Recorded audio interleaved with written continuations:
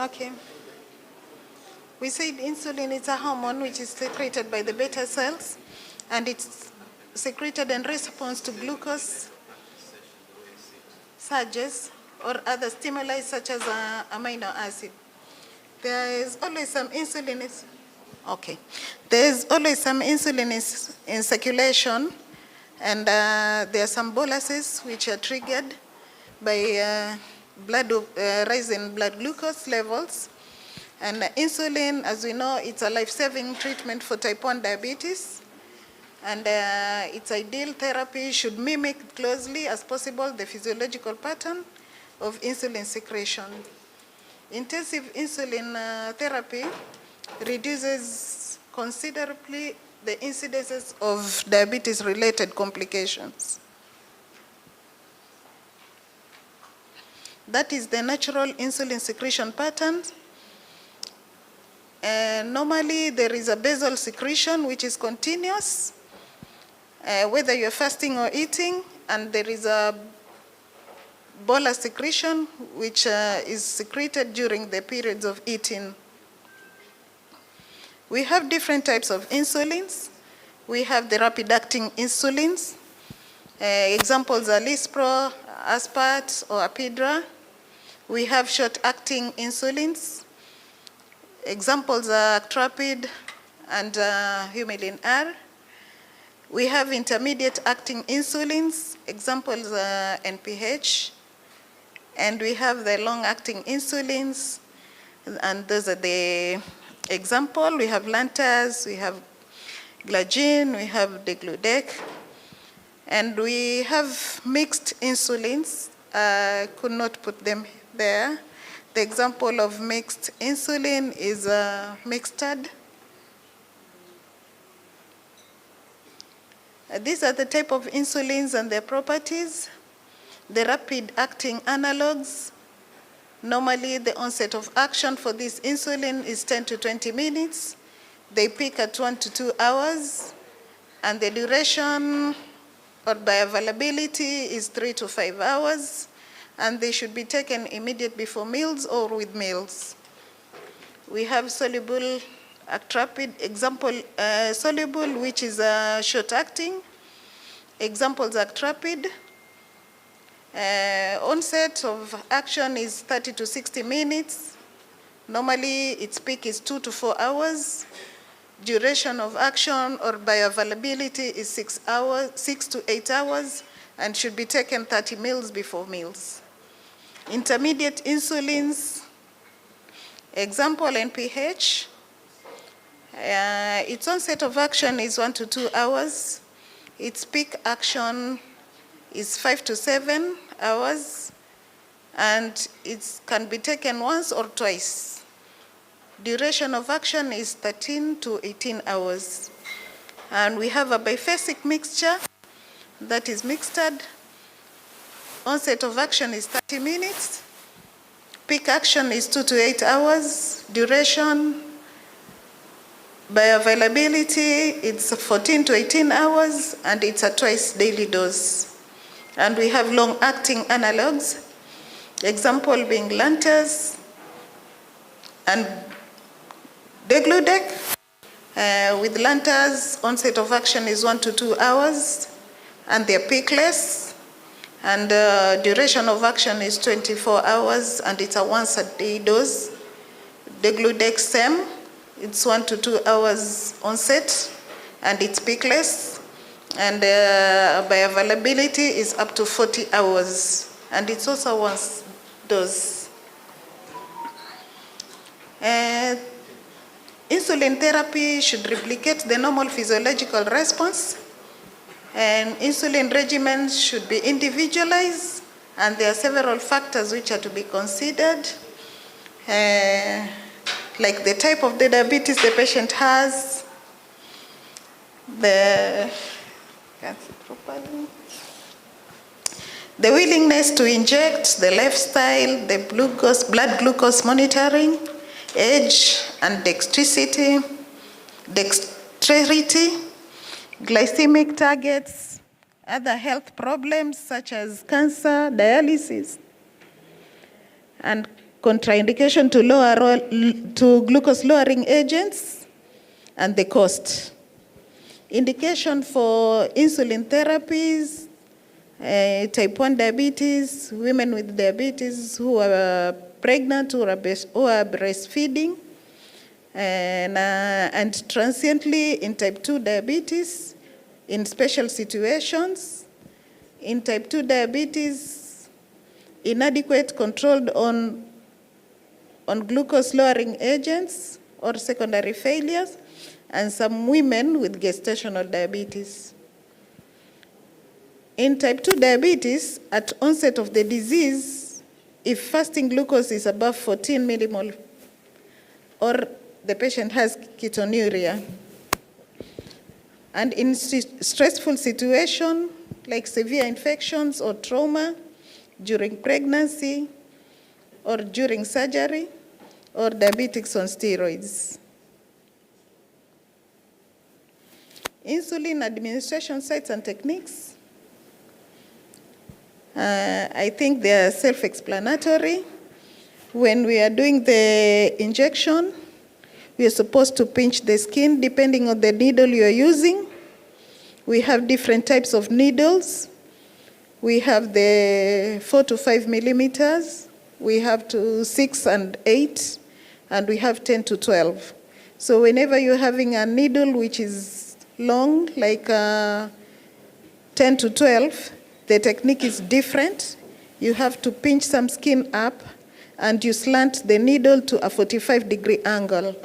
When you're using the needle which is 6 to 8, or for people who are really wasted, you pinch the skin enough to get the subcutaneous fat, and you inject there. You can do it depending on the weight of the patient. You can do it 90 degrees or 45 degrees.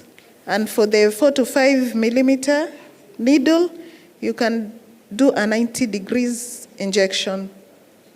Insulin is injected in areas with adequate subcutaneous fat. And when you're injecting, we have to rotate the injection sites. You can't just inject one place, you have to rotate. We have different places where we can inject. We have the upper arms, the abdomen, the buttocks, and the upper outer thighs.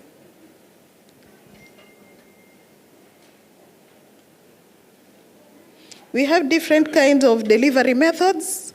We have insulin needles and syringes, and we have the insulin pens with the ampoule and needle. We use the syringes with ampoules. When we're using the insulin in a bottle, that is the ampoule, we use the syringes. And when we use the pens, we use the needles, which comes differently. You attach to the pen, and there is a bottom part where you titrate the dosage, and then you administer by portion. And we have insulin pumps, where they mimic the normal pancreas, the beta cells in production of insulin. They are different, they are patches. There are others which are using sensors, and there are others which you have to push at a different time when there is need. We come to storage. We have different type of storage. We have the ones we have the storage where we have the insulins which are not in use. That is the bulk insulin. Like when we get them from the manufacturers, they are stored in the fridge at 2 to 8 degrees, and they are stable for 30 months. The human insulin and the analogs, they can stay up to 24 months. And if you don't have a fridge for the insulin in use, you can use the pot. You can make a clay pot and put water, and a smaller pot where you put your insulin in a plastic pouch and put it in the water. Or you can use a plastic container, put charcoals around it, and put a tin. And then you can wet the charcoal every morning and evening so that the tin becomes cold, and that way you can store your insulin.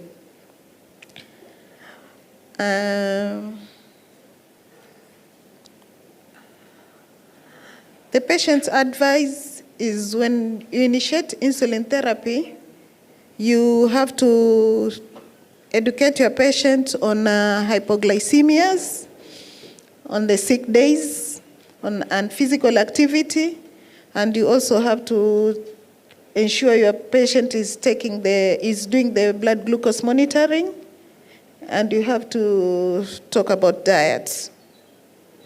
My take-home message is there are different classes or types of insulin with varying mode of action. We have several insulin regimens which are available for management of diabetes.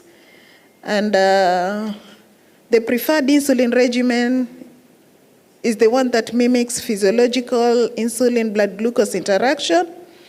And premixed insulin is not recommended in type 1 diabetes. Blood sugar monitoring is essential for proper management of diabetes. Correction injection techniques must be used to ensure proper administration of insulin. And insulin must be stored properly for it to maintain its efficacy. Those are my references. Thank you.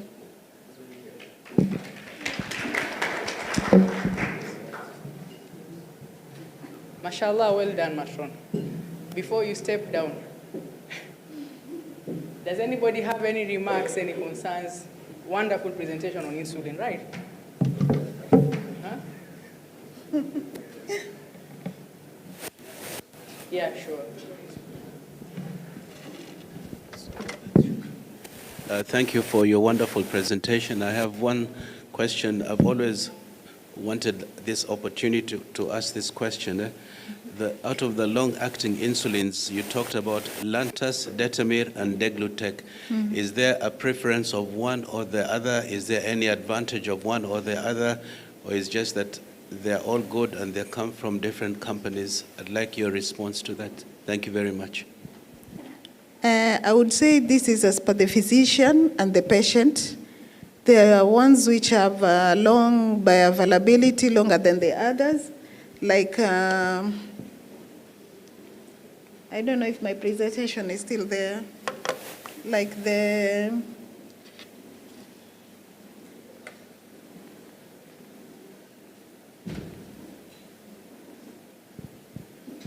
you see the Degludec, it is peakless, but it can go up to 40 hours.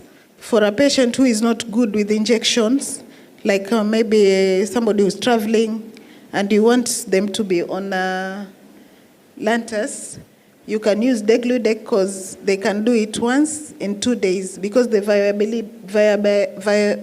bioavailability is up to 40 hours. So it's basically upon the physician and the patient, how your patient like it. I don't know if there are physicians around. I don't know if I... Yes, let me take the mic to Dr. Isachi. Thank you very much. Well answered. Just if I were to add anything on top of that is the risk for hypoglycemia. So Degludec is peakless, and virtually, in theory, the risk for hypoglycemia is less among comparatively between Detamir, Lantus, and Degludec. So, and the convenience of administration. Okay. Yeah. You might forget to inject your Degludec for 2-4 hours, and it will not make any difference if you're late in administration. Unlike the other two. And two, the risk for hypoglycemia is minimal with Degludec because of its peakless nature of activity. Yes. Thank you, Dr. Anybody with any other concern?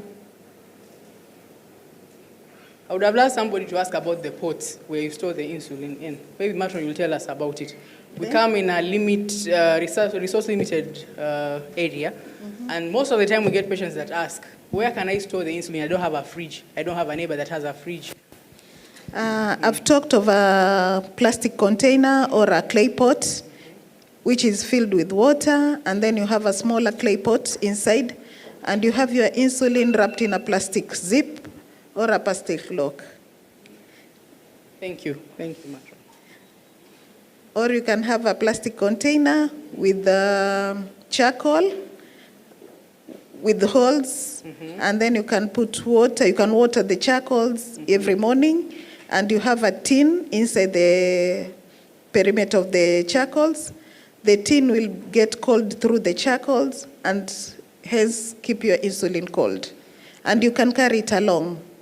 Very good. These are practical questions that people ask you about. Mwajua hivyo vingu vyapatikana wapi? In Mombasa, at least for the people that are local. Anyway, that was on a lighter note. So do we... Yeah, thank you. Okay, I was asking, kama... Okay. Nilikuwa nauliza, some of the people use cotton wool, tunaweka spirit, and then we transport to pale hakuna fridge, for example. Is potensi yake? Nilikuwa naulizia. That's a very outdated method of storing insulin, especially for the vial insulin. If you've punctured the rubber several times, there are dangers that the spirit might leak into the vial and distort the nature of the medication. And I don't think it really keeps the insulin cold. And I think it's outdated. Thank you, Matron. You're satisfied? Okay. So, wonderful presentation. I don't know how you'd like to appreciate our Matron.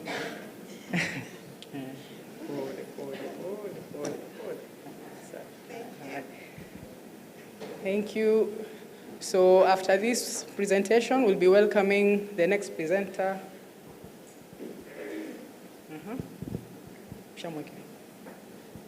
I'd like to introduce Dr. Saira Sokwala. Is a J? Okay. Sasa, Prof. Sorry, we are swapping the presentations shortly, just for convenience. Dr. Saira has just come in. Let her breathe in a bit. So we are welcoming Dr. Isaji. He's our consultant physician endocrinologist based at Kwale County. He's also practices in Mombasa. I've known him for quite several years. He's the right person for this presentation, and he'll be taking us through the next presentation. It'll be approach on management to type 2 diabetes. Welcome, Dr. Isaji.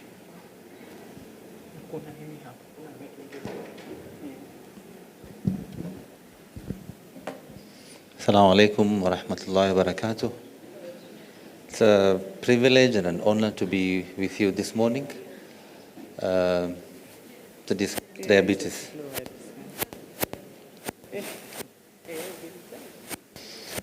So, diabetes has always been on the increase. There's no day you'll listen to the news and say we've suddenly had a drop in the prevalences or incidence of diabetes.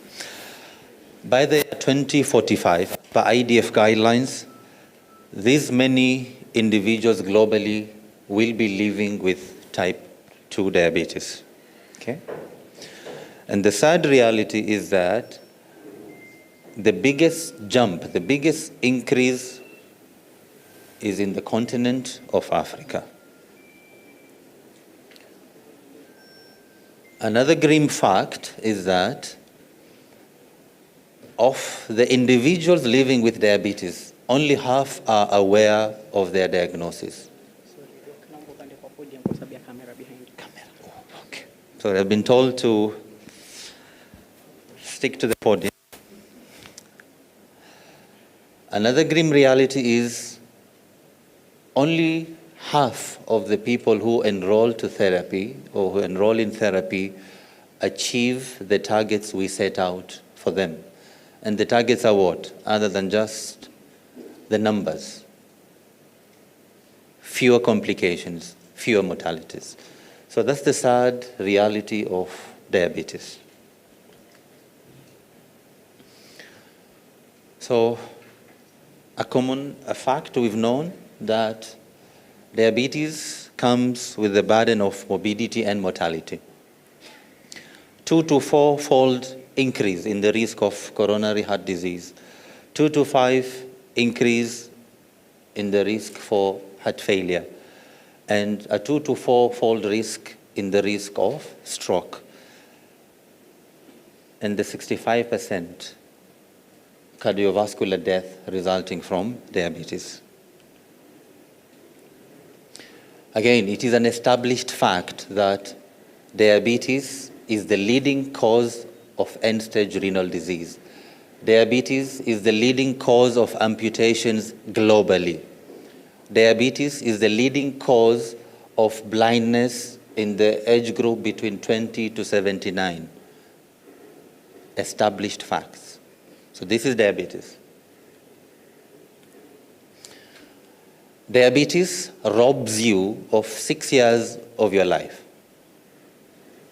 By virtue of you living with diabetes, you die 6 years younger than your contemporary. What if you were to add an MI? If you are diabetic and you suffer an MI, you lose 12 years of your life. What about the quality of life? You may not die young, you may not have disability per se, but what about the quality of life? What can you picture a life on dialysis? 3 times weekly dialysis.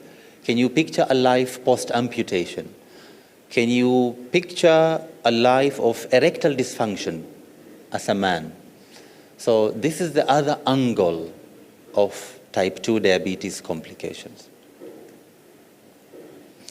So an overview of the complications: microvascular, retinopathy, nephropathy, neuropathy, macrovascular, cardiovascular disease, the leading cause being stroke and heart attacks and heart failures, of course, not forgetting the peripheral arterial disease, which mostly leads to amputations. Now, I would like us to spend a few minutes on this slide. Today we are discussing approach to management of type 2 diabetes. I would like us to focus on this a bit. Insulin levels, color purple. At the beginning of our journey, as insulin resistance sets in, we churn out more insulin to a point where the beta cells get exhausted and we begin to notice a decline in the insulin levels. Okay?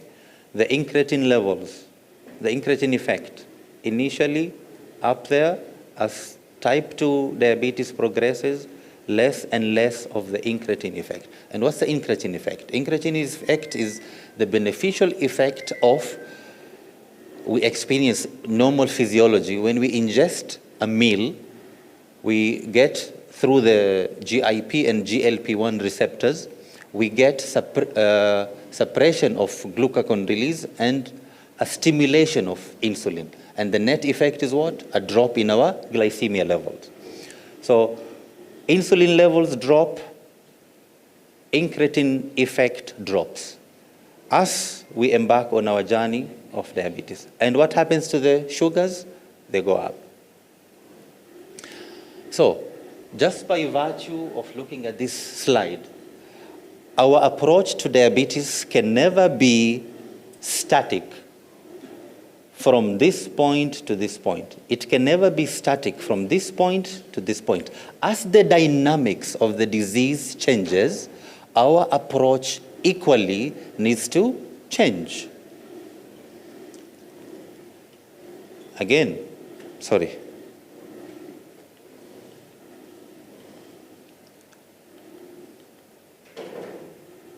At the time of diagnosis, at the time of diagnosis.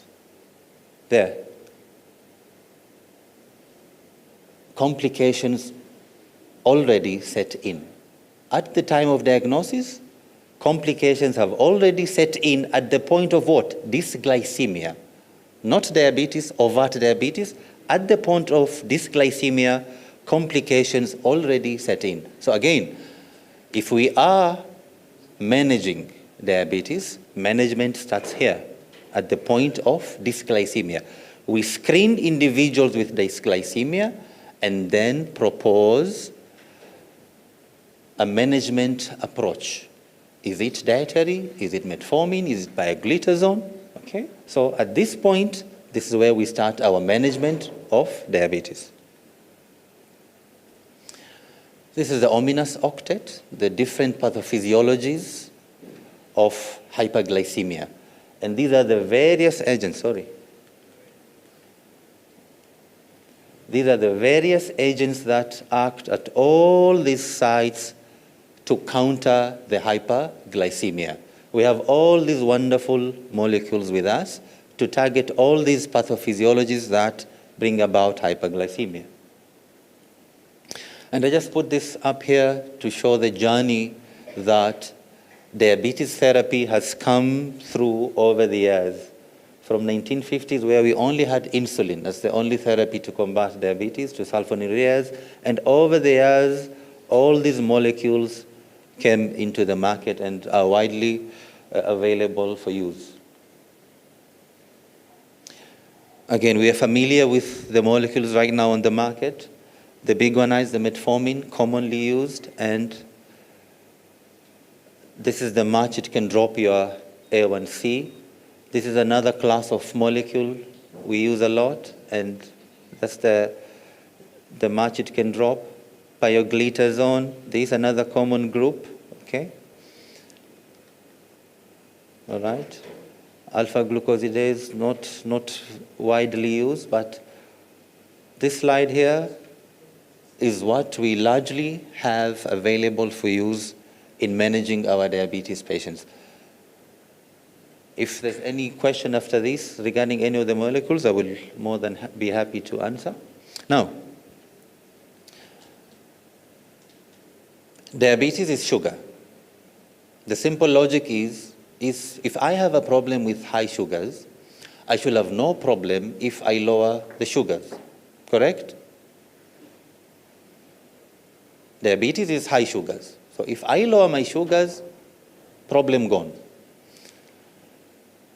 So these are the first, this is one of the early landmark studies in diabetes, the UK PDS study that was done in the UK, Northern Ireland and Scotland, that randomized patients into tight glycemic control and the conventional diabetes control. And what became apparent after the study was that among the individuals who were tightly controlled, their diabetes was tightly controlled from the outset, they had all these wonderful benefits. 43% reduction in lower extremity amputation, 37% benefit in microvascular disease, 19% less cataract destruction, 16% less heart failure, and so on and so forth. Just by dropping your A1C by 1%. Okay?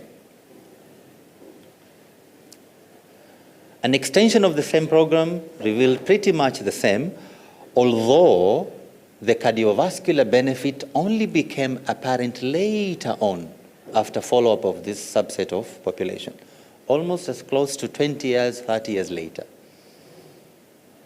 The immediate benefit was on microvascular complications, less cataract destructions, left kidney disease, left neuropathy. Only after many, many years was the cardiovascular benefit beginning to etch itself out. Okay? So question begs, for a patient living with diabetes, do I have 20 years to accrue cardiovascular benefits? Or will I rather start working on all the benefits from the outset? So this is what I've just said.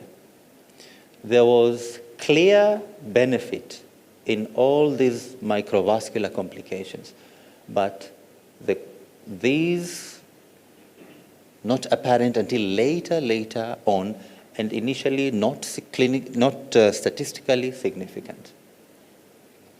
Having said that,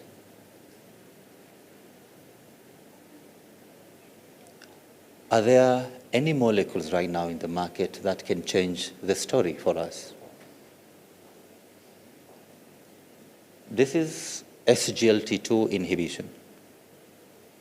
What happens if I inhibit SGLT2 at the proximal tubule? That's our sugar. We're observing it going, passing out through urine. I've inhibited this molecule here, and what I've observed is the excess sugar flowing out with the urine. This is SGLT2 inhibition. So SGLT2 inhibitors promote glucose excretion via urine, and with the excretion of glucose, huge amounts of water and sodium. Okay? I lose sugar, I lose water, I lose sodium. I lose sodium, chances are my BPs drop. I lose fluid, my BPs drop. If I'm in heart failure with edema, I lose fluid, I sleep well at night. Okay, no orthopnea. Simplistic explanation. I'm not here today to discuss studies, to discuss any particular molecule, but just to address what has come to be in our field that has changed the dynamics of treatment of type 2 diabetes. So these wonderful molecules, the SGLT2 inhibitors, through this mechanism and through these intermediate effects, give you all this: less blood pressure, less body weight, less A1C, and improvement in kidney disease, less instance of kidney disease, less progression to overt kidney failure, improvement in albuminuria, and what matters the most, impact in cardiovascular events, less cardiovascular events. Okay? So this is just a summary of one landmark study, the EMPIREC studies, and you can appreciate the 14% drop in non-fatal stroke, non-fatal MI, 38% decrease in cardiovascular death, 32% decrease in all-cause mortality, and 35% decrease in heart failure hospitalizations. To a patient living with diabetes, this is wonderful news. What about kidneys? Same story. Through all these landmark studies, all the studies showed the same thing: less kidney disease progression with these wonderful molecules. Okay? So, we've had what was there before the year 2018, and we've seen what these new molecules have brought to the fore, to our table of arsenal in our management of type 2 diabetes. So, how do we go from here? We have agents that purely lower our sugar levels, they control our sugar levels. We have agents that do that and go beyond sugar control. In a nutshell, this is how we approach management of type 2 diabetes. Okay? Where's the sugar? The sugar is up there. A1C, this is where we focus. How's your sugar today? 5, perfect. Many of us stop at that. Postprandial, 8, perfect, congratulations. Who's your doctor? Can you share your doctor's number? Okay, so we stop at that. Okay? But we need to drop down. Okay? What are your cardiovascular risk factors? How's your blood pressure? Is your blood pressure optimal? If I were to ask some of us, what's your target blood pressure that you advocate for in your patients with diabetes, I'd get varied answers. Or shall I just start with Dr. Ahmed? Dr. Ahmed. Say that again.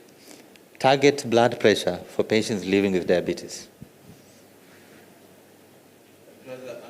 question later. After my presentation. I'll tell you why, because it's very controversial. Thank you very much. Now, this is amongst experts. It's controversial amongst experts. Okay? Most of us are not experts. So what message do we need to pass across? Okay? So, I'll make this quick. So A1C control, you need to drop your sugars. A1C control for most population below 7%. For the very young and motivated, 6.5. For the elderly, about 8%. Blood pressure control. We advocate, the American Diabetes Association advocates for a blood pressure below 130/80. Below 130/80. So when you interact with your clients, hard targets. Hard target. You don't tell them, I want your sugars, your BP is low. How low is low? Okay? Cholesterol control. Do we look at the total cholesterol or the triglyceride or the LDL-C? Again, can I say it's an area of controversy? Personally, I advocate for an LDL-C below 1.8. Okay? You need to pick drugs that protect your heart, drugs that protect your kidneys. Okay? Because we know at some point, we will have kidney damage, we'll have cardiac injury because of our hyperglycemia and the BPs. Okay? Exercise, diet, okay? Achievement of ideal body weight. I can't see there. Screening for complications. Sorry, what has that happened? Screening for complications. Okay? So from the outset, what I do with my clients, the first visit, I diagnose you with diabetes. You leave my practice with a list of targets. I want your fasting blood sugar between 4 to 7. I want your postprandial sugar below 10. I want your blood pressure below 130/80. I want your LDL-C below 1.8. Okay? These are hard targets. You communicate to your patients from the outset. It guides them so that in future you don't change your story. They don't tell you, Dr. but I'm doing well. How well is well? When you fail to communicate with your patients, there's a problem later on when you attempt to intensify their therapy because you're not on the same page. Okay? So some of the things we've just mentioned, you stand to benefit with each drop of 4 millimeters in mercury of blood pressure by this much. If you drop your A1C by that much, you benefit in CV events by that much. And if you drop your LDL-C by that much, you stand to benefit in CV events by that much. Okay? So this is hard science, not to ignore, not to only focus on your sugars. I think I've just mentioned this, the A1C targets. And this is a guideline how to come to your desired A1C targets in your patients. Okay? Now, lowering A1C, lowering your sugars, you get these benefits. You get benefits in microvascular disease, in nerve disease, and some modest benefit. Time is up? Okay. Some modest benefit in macrovascular. If you target your CVD risk factors, you get all these other benefits. Let me rush through. Our first-line therapy includes metformin and lifestyle.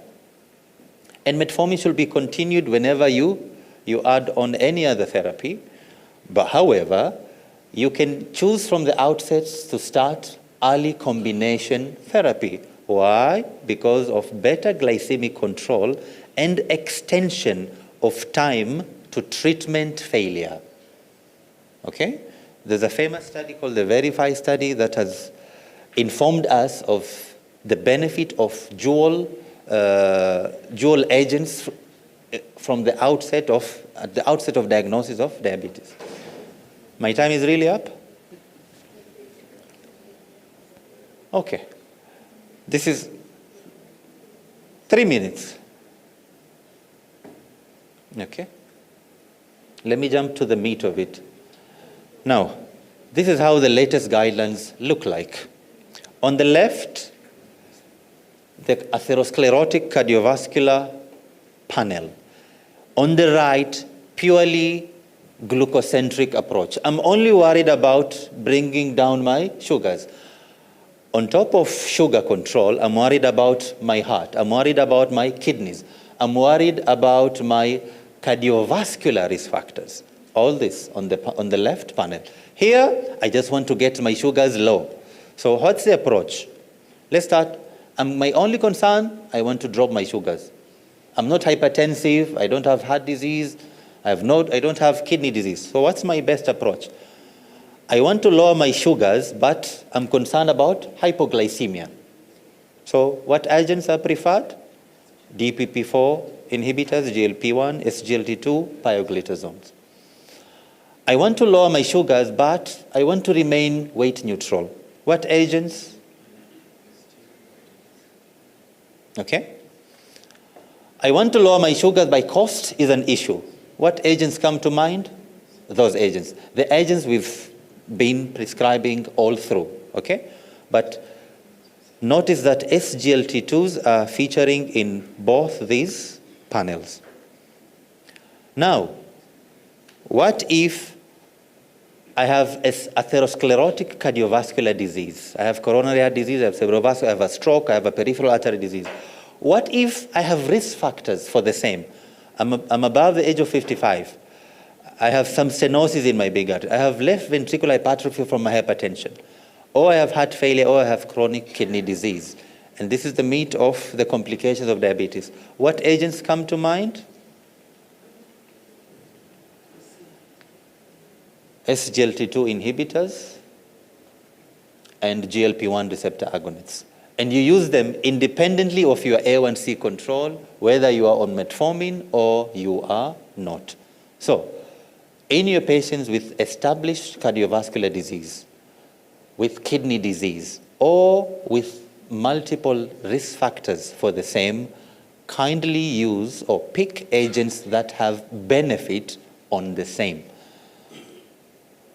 How many risk factors are enough? Should I wait to have 3 risk factors to start them on a proper agent, or just one suffices? Does it suffice that I'm diabetic and hypertensive alone to warrant these molecules?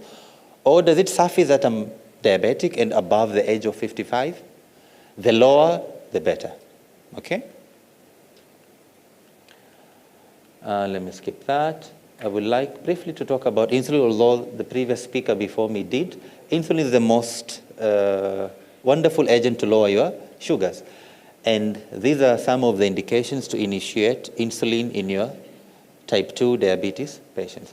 I won't take much time, but if you were to pick an agent for treatment of your patient with diabetes, which agent will you pick? One that is effective at dropping your sugars, one that has very little risk of hypoglycemia, one that is weight neutral or has benefit of weight loss, one that will reduce your cardiovascular risk factors, and if you could lower your blood pressure and also your lipids, perfect. One with very few side effects profiles, and what is generally safe. Thank you very much.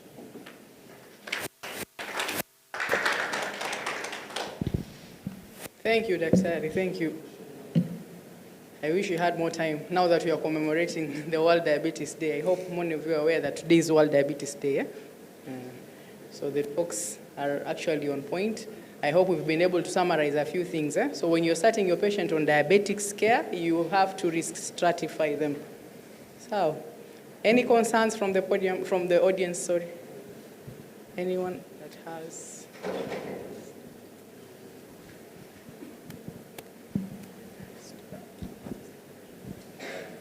Thanks, Dr. Isaji, for that amazing presentation. I just wanted to, you asked a very important but difficult question. What's the blood pressure target? And the blood pressure targets in medicine have actually been moving like people say the goalposts have been moving for many years and nobody has really identified where the goalpost is. And in diabetes, the challenge is whether your patient has proteinuria or not. So in the absence of proteinuria, and you've just diagnosed your patient as diabetic, sometimes it doesn't really matter what antihypertensive you use. The data is not conclusive that you must use this antihypertensive. But if you look at the guidelines, they say start with an ARB, and your target should be 140/90. Once your patient starts getting proteinuria, then you must choose a RAS blocker, and you must target 130/80. Should you target 120/70? The SPRINT study showed that 120/70 was a good target, but the SPRINT study didn't look at diabetic patients, and so you can't generalize to the diabetic population. So I think up to now, the simple answer is we don't know, but the take-home message would be probably 130/80 would be a good number to remember. And then we need also to appreciate how we do blood pressure measurement. There's the standardized office blood pressure measurement, and there's the routine office blood pressure measurement. Most of us in the clinic, we do routine office blood pressure measurement, where a patient walks into the clinic even before they've rested. You've taken their blood pressure, and you've not asked what they've taken, what stimulant they've taken. So clearly they've shown this is very different from the blood pressure measurements that are usually done in research studies. So if you look at the SPRINT study, the way they took their blood pressure was a standardized blood pressure. So when the patient came, they sat in the office for 5 minutes resting, and the machine that was used was a special machine where it would automatically measure the blood pressures, 2 or 3 readings, and would average it out. And the one measuring the blood pressure, to avoid the effect of white coat hypertension or nursing coat hypertension, they would actually walk out of the room and come back when the blood pressure had been measured. And this would be the blood pressure that would be reported in the research study. So, and that's why I felt that the answer was quite long, and would like to have answered after your talk. Thank you very much. Thank you very much. Difficult question. That's from a nephrologist, yeah? Senior consultant nephrologist. I think that was a very good presentation. Made me clear some things. Maybe he's a surgeon sitting in a physician's meeting. And I wanted just to go back to the old way of teaching, the objectives of examination of a diabetic patient. We used to do tuning forks, vibration sense, fundoscopies, and all that. Do they still have a place? That's one. The other thing is that I get patients now, maybe from Dr. Twahir or others, who have been having glucosuria. Today I'm learning glucosuria is a renoprotective. Is that the way I should take? Oh, thank you.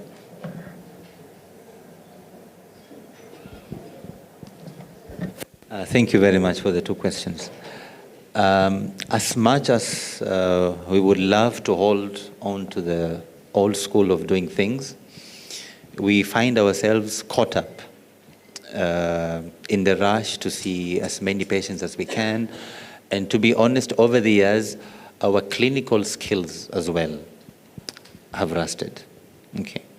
I got to realize when I was in my county job that my clinical officers barely move out of their seat to listen, to auscultate the chest. Forget that. They rarely go through the checklist of peripheral neuropathy. There is no mention of erectile dysfunction during a routine visit. So that's how badly we are faring off. So aside the clinical skills which we've not reinforced over the years, even the simplest of things, just to tease out possible complications whenever we interact with our patients, those are also missing. I don't know what's to blame. We are overwhelmed as a health sector, as our system. Is it the systemic, or is it individual? Is it as professionals, from mentors down to to the people we work with on the ground. So fundoscopy, very rare. Guidelines tell you at the onset of diagnosis of type 2 diabetes, send your patient for a fundoscopy. In type 1, every 5 years you send them for the same. Tuning fork, I don't remember the last time I saw one, but there are automated ones that are in a few clinics. They are available. Automated one, you just certain points and they generate a graph and all that with pictorials, yeah, to assist in that. Yes. So I think we are still failing in the very basic things to even think right now of doing the big things. Okay.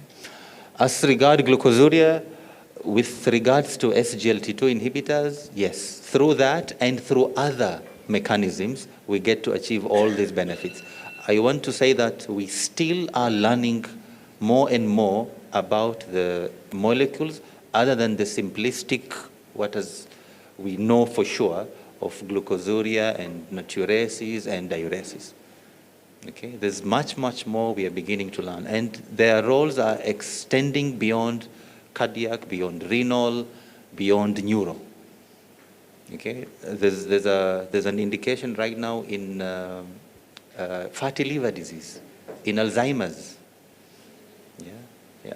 So I don't know whether Dr. Tahir maintains glucosuria is bad, but for us in diabetes, it is the central mechanism of how we are achieving low sugar levels and diuresis and natriuresis.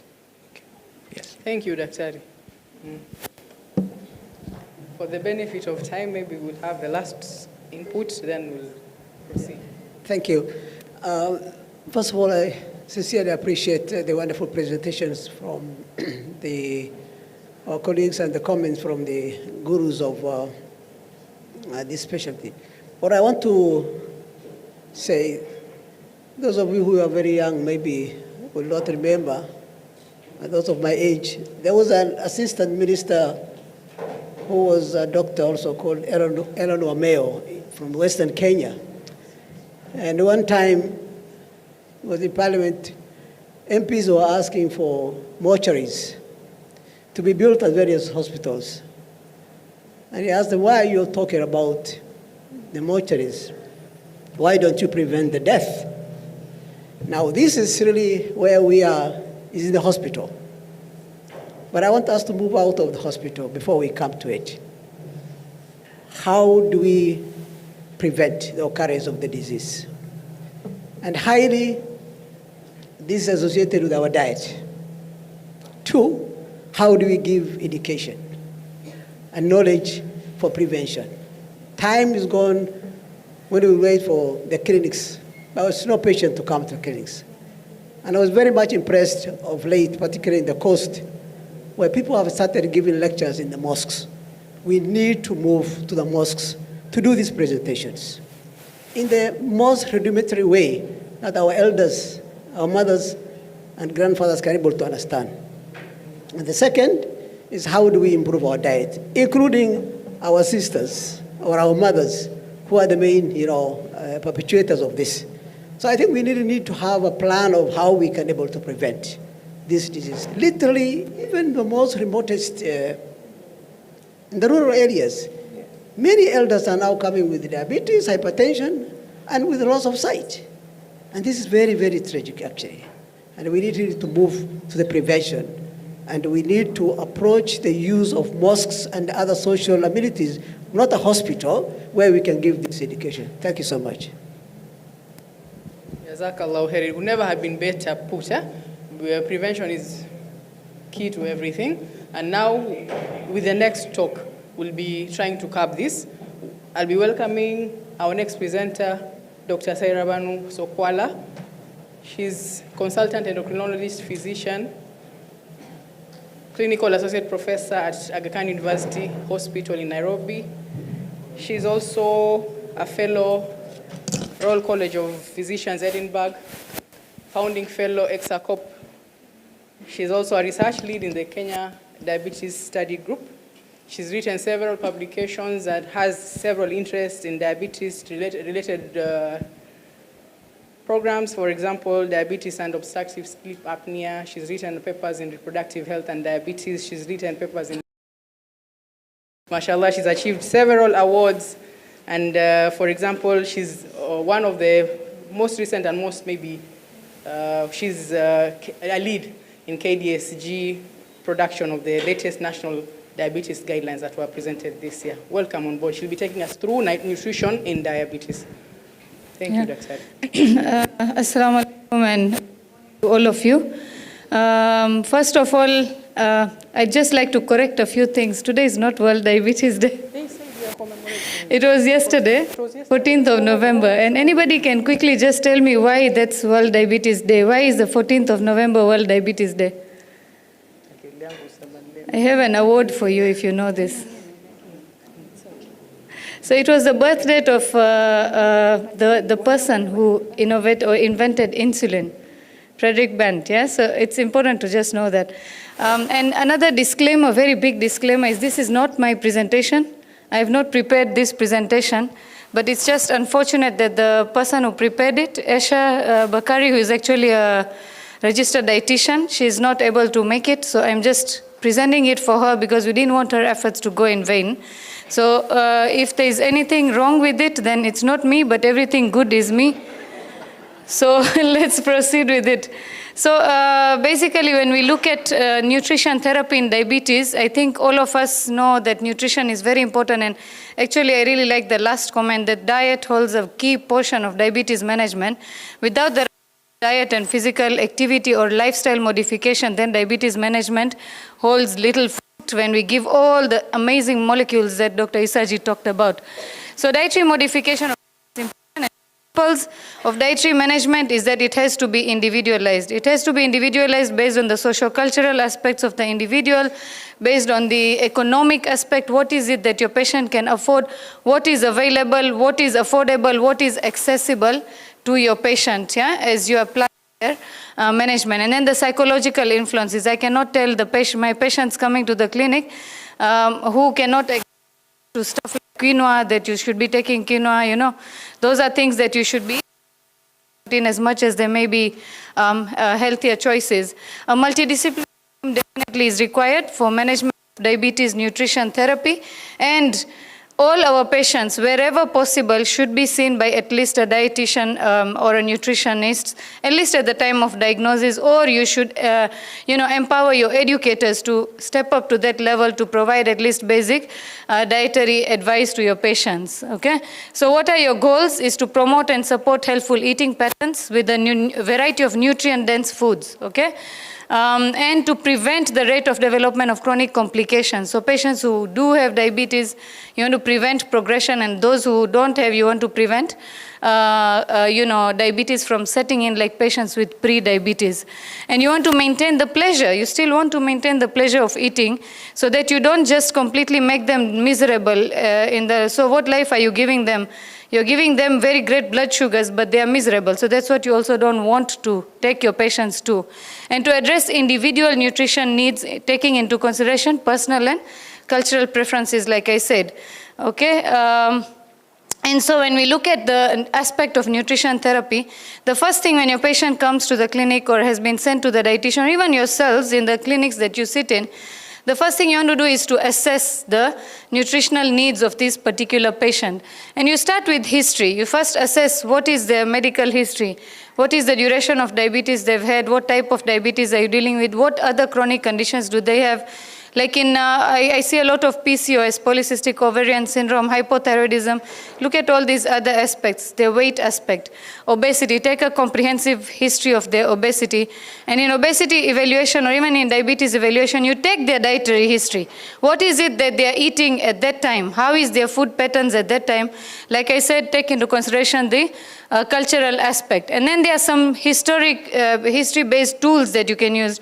Just a 24-hour food record, diet diversity, food diary. Some patients, they come with food diaries. So sometimes we even tell them, over the last 3 days, just record whatever you've been eating vis-a-vis your sugars.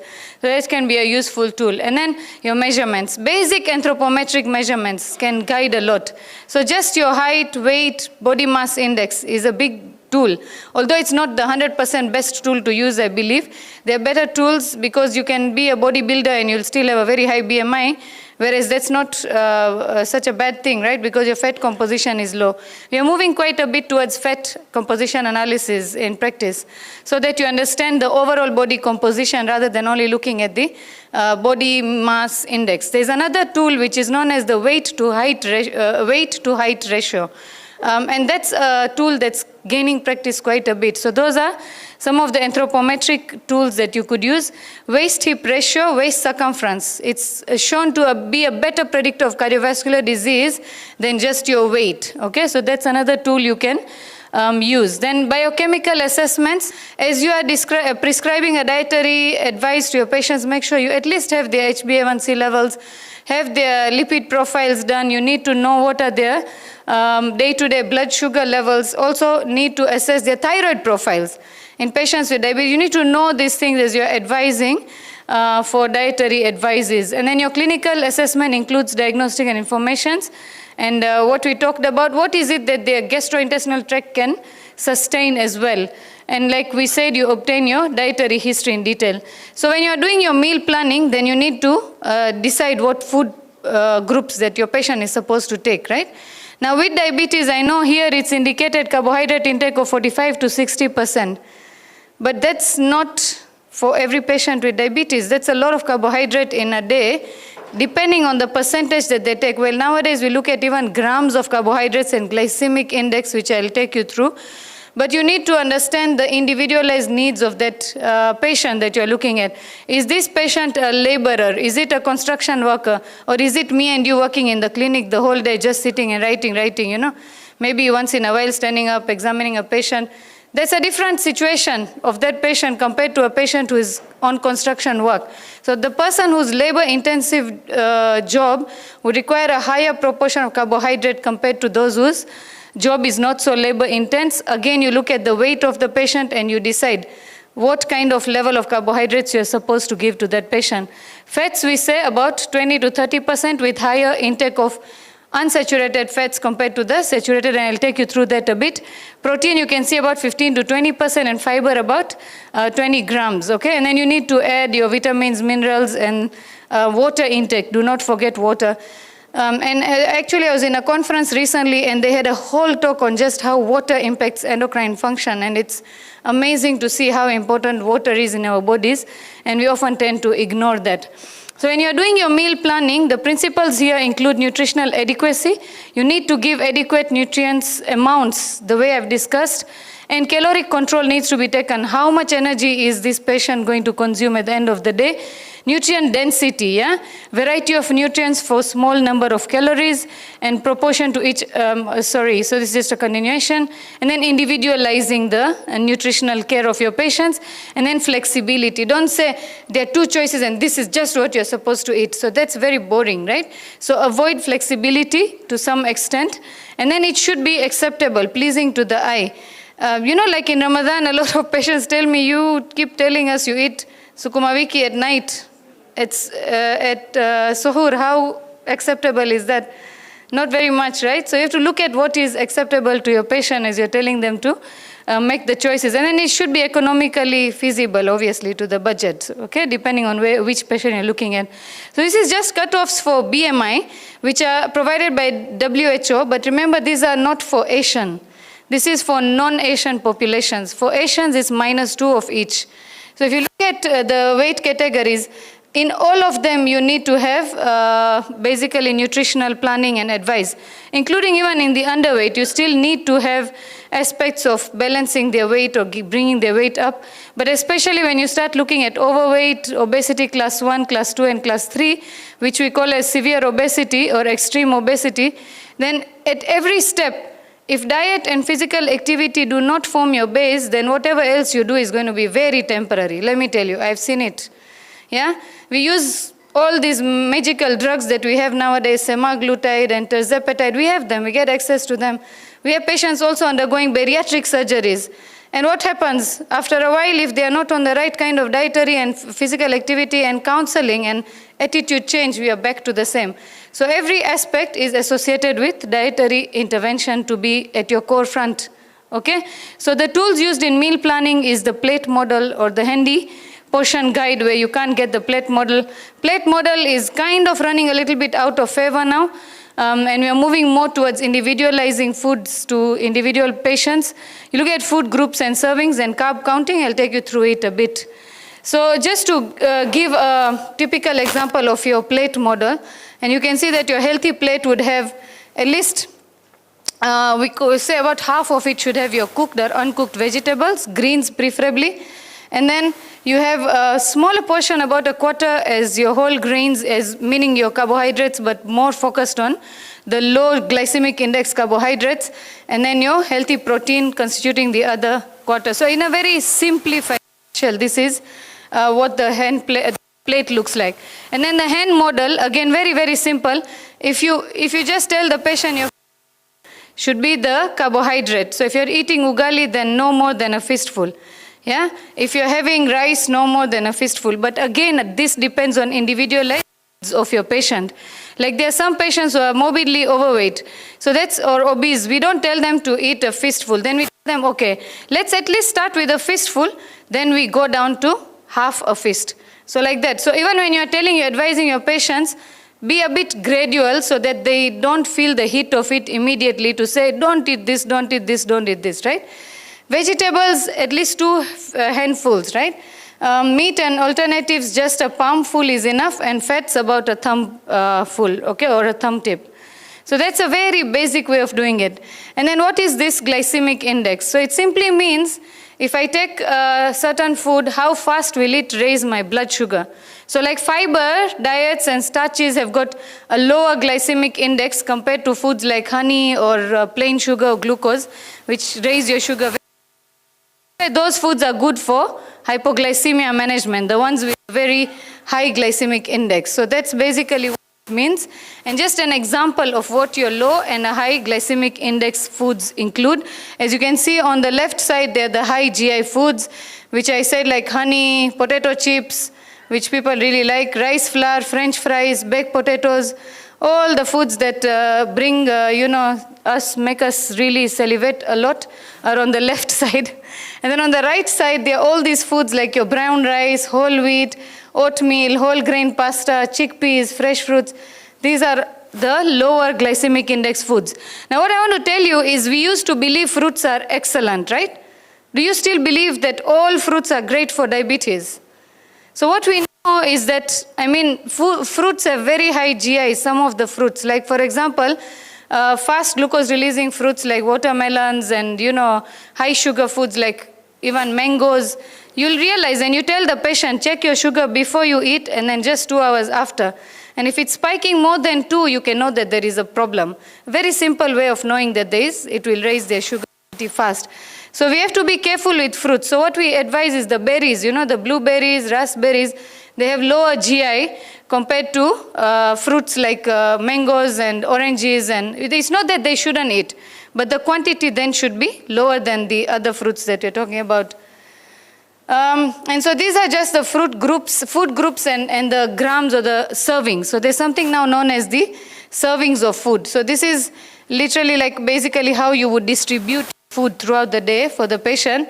So if it's starches and breads, it talks of 6 to 11 servings. Again, I'll tell you, this is not fixed for all your patients. It's quite a lot of carb if you actually go counting into it. So be careful when you're prescribing these high levels of carbohydrates to your patients and individualize it. Again, vegetables, the higher portions are recommended, 3 to 5 servings. Fruits, about 2 to 4. Now, when you say 1 cup fruit juice, actually, we do not recommend fruit juice at all to our patients living with diabetes because it carries a high glycemic index. And the same fruit, if you eat it, you'll not be able to finish or eat a whole fruit, like a whole orange or 2 oranges, which will end up making 1 glass of, orange juice with no fiber. So we do not recommend, personally at least, I do not recommend fruit juices because we've seen a lot of spikes in sugar after taking in the fruit juices. And then what happens is it spikes your insulin and then drops your sugar. So that can lead to delayed hypoglycemia. So avoid this simple sugar. So this is just a table showing us a general approach to dietary management, and I don't think it's specific for patients with diabetes, but to give you an idea of what the servings mean, right? So let's look at nutritional management specifically then in type 1 diabetes, because carbohydrate counting comes in type 1 diabetes. So children living with diabetes, of course, not only children, but also adults with type 1 diabetes need a healthy diet, and amount and proportions appropriate to the age should be used, right? And you know that these, if it's children especially, they are growing. So you have to keep their needs, their nutritional needs very high. They are active. They need higher carbohydrate intake than like adults, like I said, like those who are in a sedentary lifestyle, okay?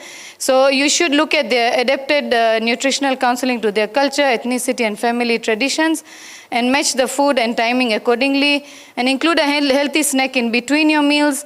And you should look at all these aspects that we already talked about. Excessive restriction of carbs can really take them into hypos, which can be quite dangerous for children. Sugary drinks should also be restricted to some extent in these kids, and if you're giving them, then you should give insulin along with that. So I'll not go into too much detail, but you need to balance your diet when you're giving your patients with type 1 diabetes dietary advices, including both macro and micronutrients. Again, children could still have overweight or obesity even if they have type 1. We are seeing more and more type 2 diabetes coming into children. So we have to look out for that as well when they have obesity and overweight, okay? So carbohydrates should be their main source of energy, like we said. Proteins, they promote growth and sufficient total energy as well to some extent, and they reduce your release of carbs as well. So protein should be a good like a good enough component in their meals. So at least, like you can see, one serving of protein would include about an egg or a medium-sized chicken or a half cup of beans or lentils, 1 cup of milk, you can see, yeah? And should be based on your what is available, like we said. The non-starchy vegetables could include foods like broccolis, carrots, tomatoes, spinach, cabbage, cowpeas, all these options that are given, as you can all see. Okay, fiber should also be in their meals. You try to have whole grains, vegetables, fruits, beans, peas, lentils, as options of fiber in their diets. You know, fat is useful in our diets. It's not that we should omit fats. In fact, now we are not looking so much at low fat. We are looking at low carb, moderate fat, and moderate protein intake diets, isn't it? So that's what you have to keep in mind. They are a source of energy. It still adds flavor to food. Imagine fat-free food would be a little bit boring, complete fat-free. And absorption of fat-soluble vitamins can also take place with fat intake, okay? And it's, of course, an important component of your nerve cells and cell membranes. So the one serving of fat is 5 grams of fat, about 45 calories per serving. Just keep that in mind. The good fats that we talk about is things like avocados or nuts. You can see the monounsaturated and polyunsaturated, and these are the fats that you could recommend. Olive oil, corn oil, soybean, sunflower oil, peanut butter, nuts. So there are options available for your healthy fat intakes. And then, of course, you need to also include vitamins and minerals to your children's diet. And I'll go directly now to the carbohydrate counting, because this is extremely important. So carbohydrate counting just means that you count the amount of carbs present in a meal, and you give insulin according to that amount of carbohydrate and according to the sugar that your patient has before that meal, to be able to estimate. Like, you see, your body will also produce insulin based on the sugar that is there and based on what you're giving it. So that's why it's kind of trying to replicate what the body does, okay? So the tools used in carb counting are all these tools: food models, food charts, measuring cups, bowls, plates, and kitchen weighing scale also forms an important part, okay? So these are the recommended daily allowances of calories for the different age groups. I'll not go into the detail. I think you can find this very easily online if you're looking for the total amounts required per age group. So let's look at a preschooler. For example, what is it that you want to look at? The healthy eating principles, of course, are emphasized in them. Energy distribution, you want majority of the energy to be through carbohydrates, 15 to 20% as proteins, and about 1/3 as fats, right? And average fruits and vegetable intake. So this is very important. Now, this is what you will be giving also, teaching your patients. You know, like servings of carbohydrates, because based on this serving, each serving is counted as 15 grams. So for example, simply saying 1 slice of bread has 15 grams. Medium potato One medium potato, just one medium potato has how many? 30 grams of carbohydrates. That's 2 servings, okay? If you're looking at a small fruit like an apple or a small orange or a nectarine, about 15 grams, 1 cup of milk, about 12 grams, and ice creams, half a cup is about 15 grams. So these are important information, because now this is what will help you to calculate your carbohydrates. So simply, and I do it in my clinic all the time for my patients with type 1, I don't wait for the educator usually. It's quite easy to do. Is 1 unit of insulin, how many grams of carbs will it cover? That is what is the insulin to carbohydrate ratio. So it's very easy to calculate. You do 500 divided by the total daily dose.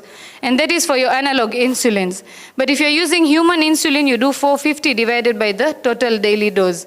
So for example, if you have a patient on a total daily dose of 50. Now total daily dose means that the patient is taking glargine 20. I'll just tell you, we'll calculate 20. And then let's say 666 or 777 of aspart. So that's how many? 20 plus 18. So that's about 38, right? That's how you calculate your total daily dose. So let's assume that your child has 50 units of insulin in a day. He's requiring 50 units. So 500 divided by 50 is 10, right? So that means 1 unit of insulin will cover 10 grams of carbohydrates. So then that's why you have to see how many grams is this child eating to be able to know how many units of insulin they will require based on that, okay? And then there is, so this is just examples of how it goes. So like 1 cup of rice has 45 grams, right? So if your patient is eating 1 cup of rice and maybe some meat curry, and probably some green vegetables, the grams of carbs is what you look at. So if it's 45 grams, you'll do, how many units will your patient require here? About? There will be how many units? 45, and you're requiring 1 unit for 10 grams. So that's about 4.5 units, isn't it, of insulin? If I use the 500 as the calculation. And then we look at, so these are the benefits of carb counting, allows flexibility with eating and good glycemic control, and reduces hypoglycemia, improves BMI. But I don't know, I'm just trying to look at one thing. So this is just looking at age. So before I go there, so other than the carbohydrate ratio, there is the something known as the insulin sensitivity factor. So your units of insulin that should cover the millimoles of glucose. So before food, you check your sugar, right? So if the child's sugar is 10 and your target was at 7 before food, like you want your sugar to be between 5 to 7, and your child has a sugar of 10, and they are going to eat the rice meal that we talked about. So we had calculated that they require the 4.5 units, right? But in addition, you have to calculate additional units based on the insulin to like the insulin sensitivity factor. Now that one is calculated by 100 divided by your total daily dose. Our total daily dose was 50 in the example I gave, right? So 100 divided by 50 is 2. That means 1 unit of insulin will cover 2 millimoles of glucose. So if your pre-meal sugar before lunch is 10, and you are the one, like Dr. Isaji said, you'll set your target. So your target, let's say, is 7. So 10 minus 7 is 3. So you require another 1.5. So this child will be only injecting 5 units of insulin at that time. Is that clear? Yeah, so that is how you do your carbohydrate counting. And then, of course, the aspect of age-appropriate advice for your patients, depending on whether they are going to school or not. You know, children have sleepovers, they have all these parties, they have activities, and we cannot restrict them, but you can educate them on how to go about safely enjoying themselves, and probably increasing the units of insulin based on what they are going to eat and based on what their sugars are at that time or before the meal. And that's what we kind of tend to keep. The most difficult patients are adolescents, because there's a lot of hormonal changes, there's a lot of rebellion, they feel like they own the world, they feel they can do what they want to do, and they have access as well, they go out. So these are the individuals that you have to be very careful with, and it's good to work with your counselors in these patients, and dietitians and educators form a very, very crucial role at this phase of life, okay? So I think this we have talked about, and these are the challenging behaviors we have said. And I think that's it about diet in diabetes. It's a very long topic. We take a whole day's workshop is required, but we've tried to summarize it in that. So thank you. Well done, Daktari. Very well put. As we can all acknowledge, it's a very wide topic, and she has done her best to, mashallah, cover most of it. She'll still be around, so I think for questions, we can still reach her, because she's still around the commissary. Yeah, so for the benefit of time, we'll just have one question, somebody with a burning question that cannot hold, because today is Juma, so we have to leave early.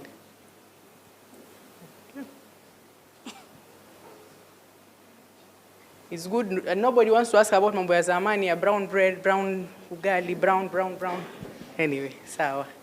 I think the subject has sunk well. Thank you, Daktari.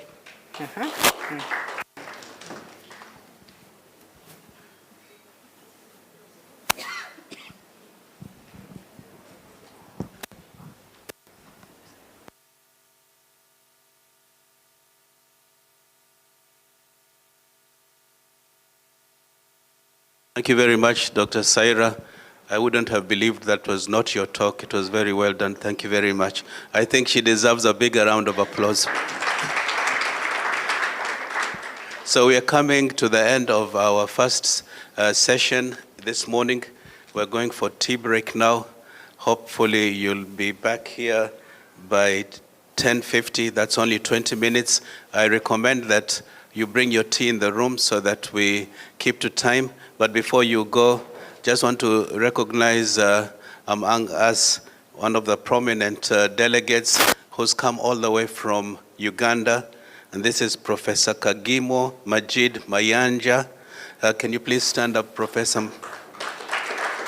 Professor Mayanja is a consultant gastroenterologist from Uganda.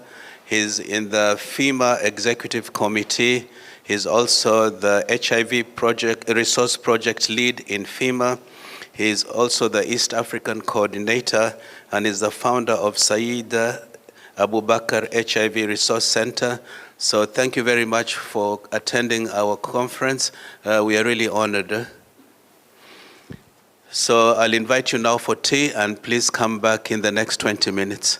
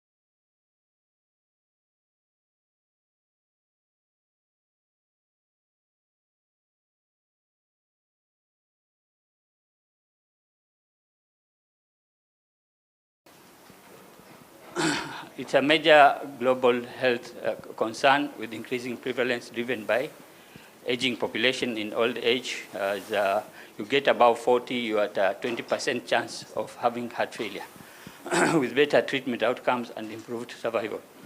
There are several risk factors like advanced age, you have already mentioned, sex, inherited cardiomyopathies, hypertension, diabetes mellitus, and obesity, highlighting the importance of targeted prevention stage. So if we pick patients at these early stages, we may delay or we may stop moving to that stage of heart failure. Data from Europe and North America shows that Now there's a notable shift to preserve ejection fraction. Before, we used to have more of dilated cardiomyopathy, but now we have a normal heart, but which is very stiff, causing is that ejection fraction is normal, but the patient develops heart failure. This is common among women, which is, so this is just a summary of what we just talked about. Clinical symptoms and signs caused by structural and corroborated by at least elevated natriuretic peptides or objective evidence of cardiogenic or pulmonary congestion. So who are at risk? We've already mentioned. We've talked about structural heart disease. And stage B is where the patient has structural heart disease with also has abnormal cardiac function or elevated natriuretic peptides. Stage C is the patient already in heart failure. Symptoms and signs caused by structural abnormality. And then we have the advanced heart failure, where the patient is now very sick, with severe symptoms, and dyspnea at rest, recurrent hospitalization despite goal-directed medical therapy, refractory to GDMT, and requiring advanced therapies like transplant or mechanical circulatory support like LVAD or palliative care, that is end-stage heart failure. By other classification is where you group them according to ejection fraction. If the ejection fraction is less than 40, that heart failure with reduced ejection fraction. 41 to 49 is mildly reduced ejection fraction. Before it used to be mid. Or whether if it is like normal, and normal is 50 or above 55, then with heart failure, then it's preserved ejection fraction. And then we have the improved patients who have improved on treatment. And they've gotten better. We keep on monitoring with investigations and symptoms. And you find that the ejection fraction is improving. The heart failure session of the ESC, European Society of Cardiology, has developed a consensus statement addressed to non-cardiology physicians to facilitate the early diagnosis of heart failure, including screening through measurements of natriuretic peptides. So this is an important investigation in patients who are having comorbidities in heart failure that will result in heart failure, like diabetes. Type 1 diabetes, after 5 years, you have to do maybe natriuretic peptide and maybe yearly pro-BNP and troponins, high-sensitive troponins. It is a simple test, and in type 2, you have to do immediately when you see a patient who has been diagnosed. You have to do natriuretic peptide in order to reduce or to delay the patient moving to the stage of heart failure, or stage C or stage D. So this is one of the risk score that was done before. Around 2018, it was tested, and it was found to be a novel tool that integrates clinical risk factors data and may be useful in prevention of heart failure. It included sex, smoking status, body mass index, systolic blood pressure, total cholesterol, high-density lipoprotein HDL, fasting blood glucose, QRS duration, use of antihypertensive medication, and glucose-lowering medication. The score predicted the risk of cardiovascular disease and all-cause mortality. We know diabetes prevalence is worldwide is of marked concern. Most diabetic patients die from heart failure or CVDs. And it's CVD is quite prevalent in diabetic patients, are requiring more hospitalization, and they have poor prognosis. ADA consensus of diabetes decided on early detection is key important in patients with early stages with structural disease but without symptoms. We have discussed about natriuretic peptide, and also high-sensitive troponins can be used to pick the patients early. Two studies have shown that the benefit of this. This was the Pontiac study, which demonstrated significant reduction in hospitalization in people with diabetes, and Stop Heart Failure trial demonstrated reduced major adverse cardiovascular outcomes as well as hospitalization in people with cardiovascular risk factors. So we know diabetes is a pro-inflammatory disease because of hyperglycemia, insulin resistant, and hyperinsulinemia. Patients get glycated end products, and this causes stiffness of the vessels and also the heart muscles. So there is inflammation, dyslipidemia, endothelial dysfunction, coronary artery disease, and ischemic cardiomyopathy, leading to ischemic cardiomyopathy.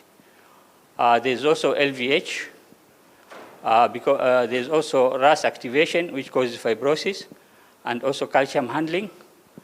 And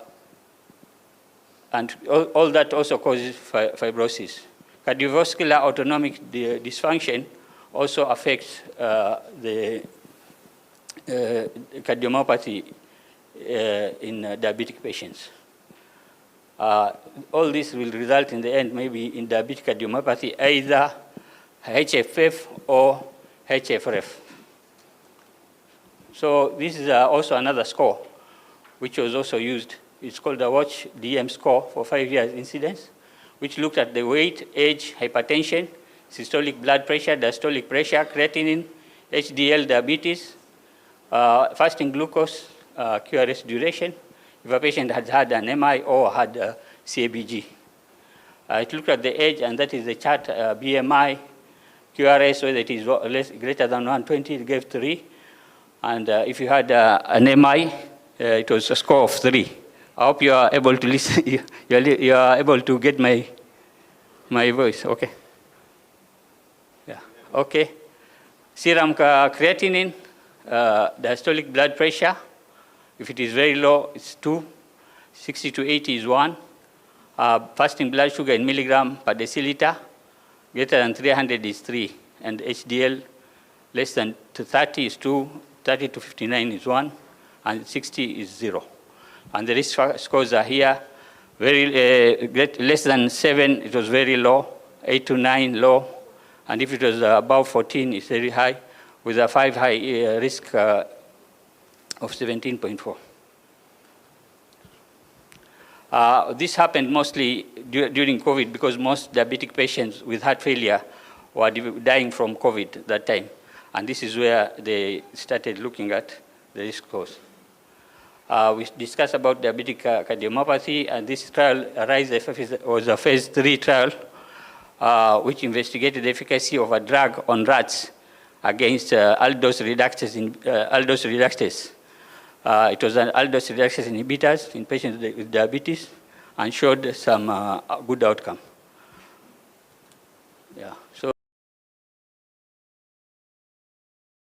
value of BNP, NT-proBNP 35 and 125 for ambulatory heart failure people, and in hospitalized is BNP of greater than 100 and 300 respectively. Hypertension, we know hypertension is a major cause of heart failure. In more than 30% of heart failure, in a ADHERE study, or ADHERE, whatever, the ADHERE group, it showed 30% of patients having developed heart failure due to hypertension. You can have concentric LVH, or you can have eccentric LVH. Because of pressures, you get concentric LVH, and because of fluid overload, you get eccentric LVH. And the concentric LVH, you can get then HFpEF, and with eccentric LVH with fluid overload, you can get an MI, or also you can get dilated cardiomyopathy. So for every 10 millimeters of mercury reduction in SBP, the HF rate declines by 12%. Also, to test for high sensitive cardiac troponin and also uric acid and metalloproteinase, it can be used as a laboratory marker to take for to pick heart failure early in hypertensive patients. So we've already discussed the stages of developing heart failure in diabetic patients. You have isolated left ventricular diastolic dysfunction without LVH, so diastolic dysfunction, stiffness of the heart, gets earlier than the LV hypertrophy.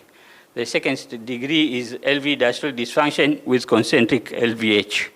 And clinical HFpEF later is the next stage with pulmonary edema. And the end stage is the dilated cardiac chambers with HFrEF. Yeah. With all this, if you are getting stiffness of the left ventricle, you get also the atrium dilating with mitral regurgitation, and then you get advanced diastolic dysfunction and systolic dysfunction. This is an ECG from LVH. You can see QRS and LV strain pattern. But it is not always the hypertrophy that will give you the LVH ECG. This is in cardiac amyloidosis, you will have LVH, but you will have a low voltage QRS in the limb leads. You can see the other one was QRS and they were overlapping. So this is another in amyloidosis. If you can pick the patient early, is better. How does the patient present? They present with carpal tunnel syndrome, bicep tendon rupture before they develop heart failure. They have heart failure in monoclonal gammopathy or multiple myeloma. If you have if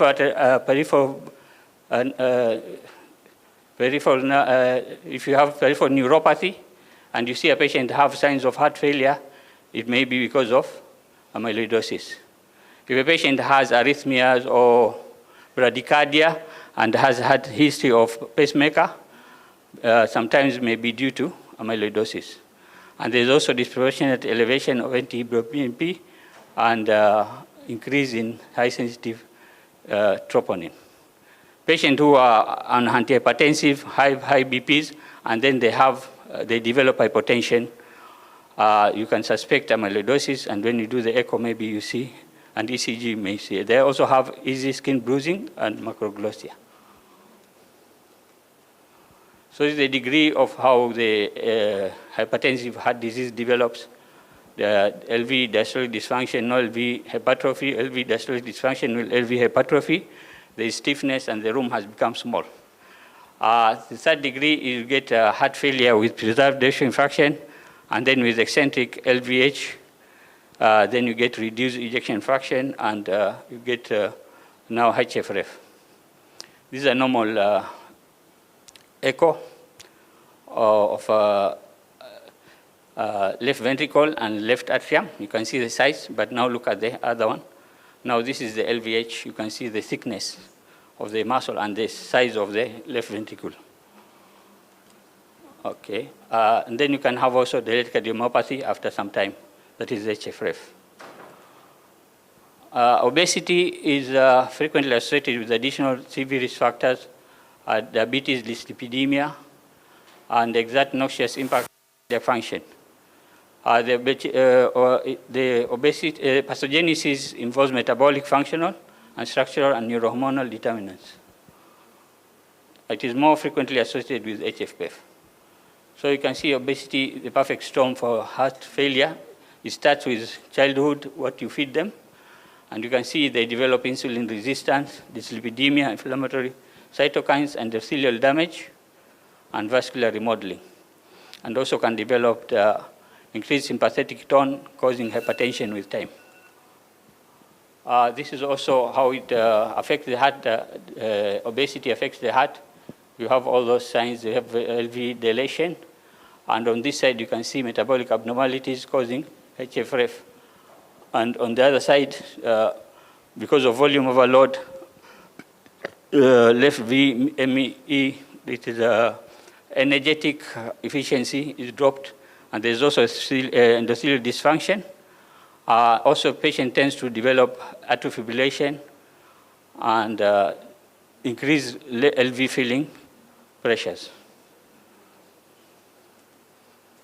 So the NT-proBNP in obesity, you have to reduce cutoff, you know they are low, because you are obstructing the proBNP formation and also causing more distraction. So in BMI of 30 to 35, NT-proBNP is reduced by 25. BMI of 35 to 40, you have to reduce by 30 from the normal, and the NT-proBNP by 40 in case BMI is more than 40. Other markers include microbilinuria, reduction in GFR. In patients who have type 1 diabetes, the HF risk is 2 times greater. In those ones who have eGFR of 45 to 60, 3 times eGFR of less than 30 compared with normal. In CKD, it's difficult to get because they all present with fluid overload. So how does it affect the heart? There is pressure overload, volume overload, CKD-associated non-hemodynamic like calcium deposition in the vessels, in the valves, and also hyperphosphatemia affecting the heart. Hemodialysis is associated with repetitive hemodynamic instability and subsequent myocardial ischemia leading to LV systolic dysfunction. AVF and grafts will also aggravate the LV function.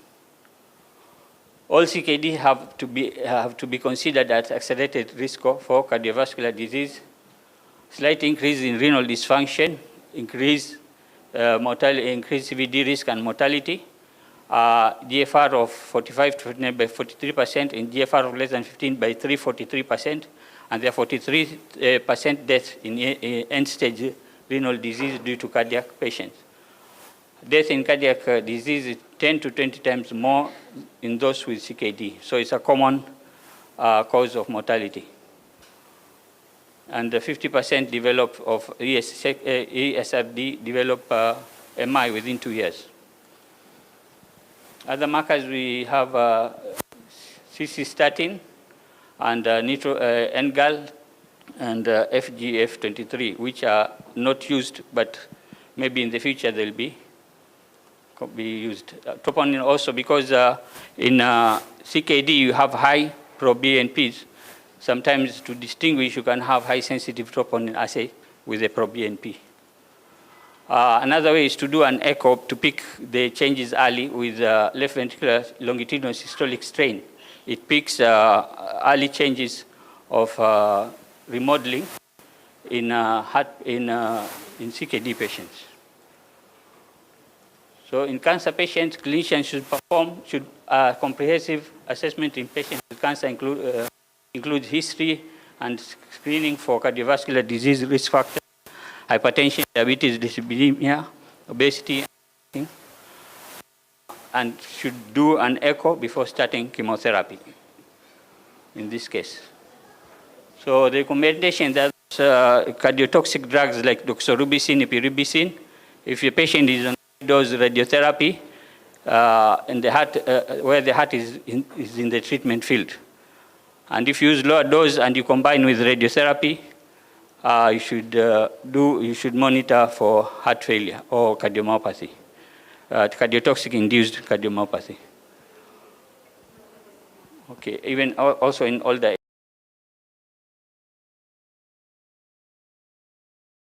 you can do cardiac MRI or can do a normal echo. Also the troponins and natriuretic peptides and GLS in conjunction with the biomarkers.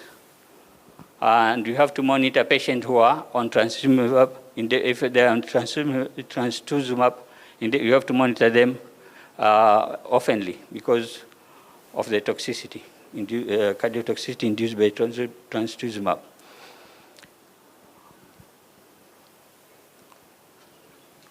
So these are just the common causes of heart failure.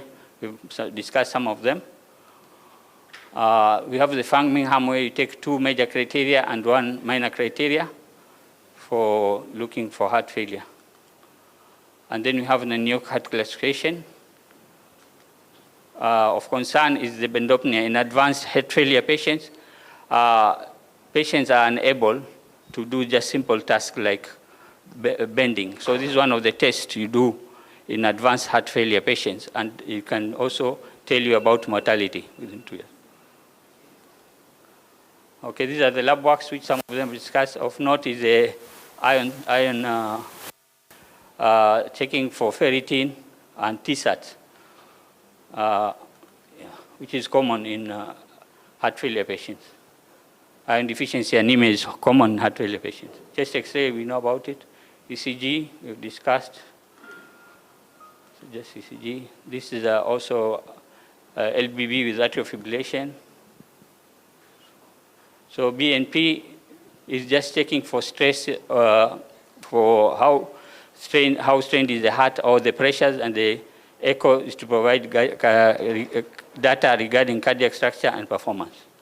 You assess LV structure and function, volumes and mass, ejection fraction, endocardial motion, velocity, and wall thickness by echo. So this heart failure by ejection fraction, which we have discussed before. This is DCMO, dilated cardiomyopathy. HFpEF of note is challenging to diagnose, but you can use the HF2 PEF with the risk. If it is 6.6 to 9, then it is high risk, and if it is 2 to 5, is intermediate. Imaging, we've discussed. The other ones which are important is like CMR. It's not available here in Mombasa. We have to send patients to Nairobi. The other ones are cardiac CT, where you can diagnose patients who have ischemic heart disease. So this is if you have a patient with suspected LV dysfunction because of signs or because of symptoms, you can do the investigations which you mentioned. Is a summary. The imaging, it assesses the etiology and choose therapy if it is heart failure. If it is normal, then if the X-ray is normal, the ECG is normal, and natriuretic peptide is normal, then heart failure is unlikely. Then if the patient has cardiomyopathy, then you can do other tests like coronary angiogram. These are thrombus. CMR is in detecting thrombus more than the echo. This is concentric LVH. And this is CMR, also CMR. CT angio, you can see LCX, stenosis, calcification. And I leave you with the last slide. You can make, who can make a good guess? There's a politician who was, we were told that was the diagnosis. Stress-induced cardiomyopathy, Takotsubo. Thank you very much.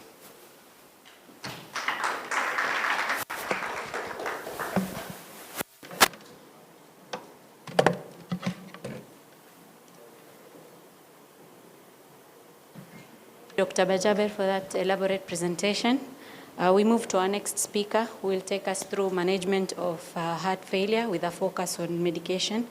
The next speaker is Dr. Jaylan, who is a physician and cardiologist who trained in Southampton, Oxford and Leicester, and came back to Kenya in 2012. He trained in the UK, and he joined Aga Khan University, Nairobi in 2012, and over the last 10 years, he and his team have pioneered the development of interventional cardiology in various regions, including establishment of some centers in Mombasa. He does minimally invasive procedures like intravascular ultrasounds, renal denervation, rotational atherectomy, and transcatheter aortic valve implantation. He is also the current chair of Pan-African Association of Coronary and Structural Intervention, and his biggest passion is capacity building, in particular to improve access to heart attack in major areas of Africa. And he has worked within several organizations, including the Kenya Cardiac Society as the General Secretary, and he advocates for better treatment of heart disease in Kenya. Welcome, Dr. Jaylan.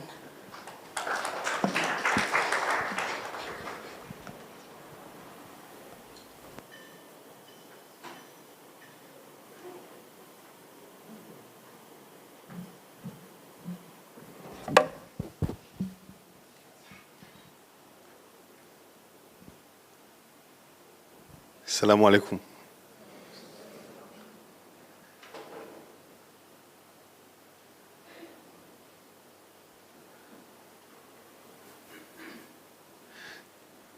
Oh, the slides have changed their format, huh?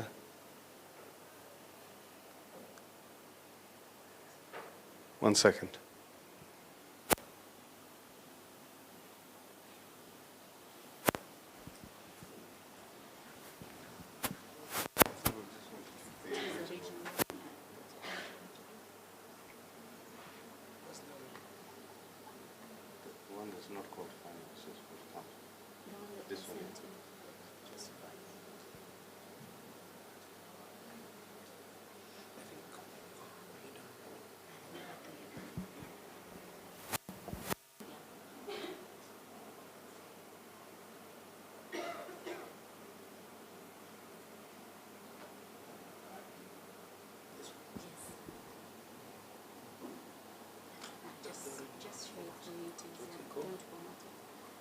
This is the one you sent to us. Sorry about the technical issue. My name is Mohammed Jailan. I'm a cardiologist and currently in Nairobi, but doing this week at the Coast General Hospital. Heart failure is a final pathway of most cardiovascular pathologies if they're not perfectly managed at the appropriate stage. And we've heard a very nice presentation by Dr. Abdallah talking to us about how to classify heart failure. And what I'd like to do is maybe start with a clinical scenario. Just imagine this is a 64-year-old man. It's a real patient who actually described that when he was trying to lead his family in prayers, at the end of the third or fourth rakah, he'd actually find himself running out of breath. And if he tried to walk upstairs, after 1.5 flights of stairs, he'd run out of breath. He had no other very important symptoms. Previously, he'd been treated for high blood pressure and received a drug called irbesartan, which is an angiotensin receptor blocker, at 300 milligrams daily, which he says he took more regularly than his own prayers. Now, his lungs are clear, his oxygen saturation is at 94%, and his blood pressure is 134/72. And the doctor who sees him decides to do a variety of tests. Now, we've looked at some of the results to these tests already. We've been given a nice presentation on screening. The NT-proBNP, which is a marker of cardiac stretch and stress, essentially was very, very high. It was 3,200. And that, in a way, gives you a very strong indication this is probably heart failure causing it. His troponin was not elevated. His hemoglobin, which is involved because you're trying to figure out whether the patient's dyspnea is related to anemia, was okay, and the patient didn't have a problem with his iron studies either. The thyroid function was normal. And a brief screen to look for diabetes and dyslipidemia did not really reveal anything of major concern. An echocardiogram was performed, and the ejection fraction was classified at 35%. And I guess the next question is, since we've had such a nice elaborate lecture from Dr. Bajaber, how would we classify this man's heart failure? Because the treatment of heart failure, medical therapy-wise, depends on the classification. Now, my talk is going to be a little bit narrowed because most of the treatment has emphasized the treatment of heart failure with reduced ejection fraction. And this patient, in this scenario, has a reduced ejection fraction. But there are a variety of different ways to classify heart failure. These are the common ones, and I'll talk to you about what each one means. NYHA class is about your degree of symptoms associated with exertion. And if you have NYHA class 1, you have virtually no symptoms with exertion. If you have NYHA class 4, you have symptoms at rest or in very minimal exertion.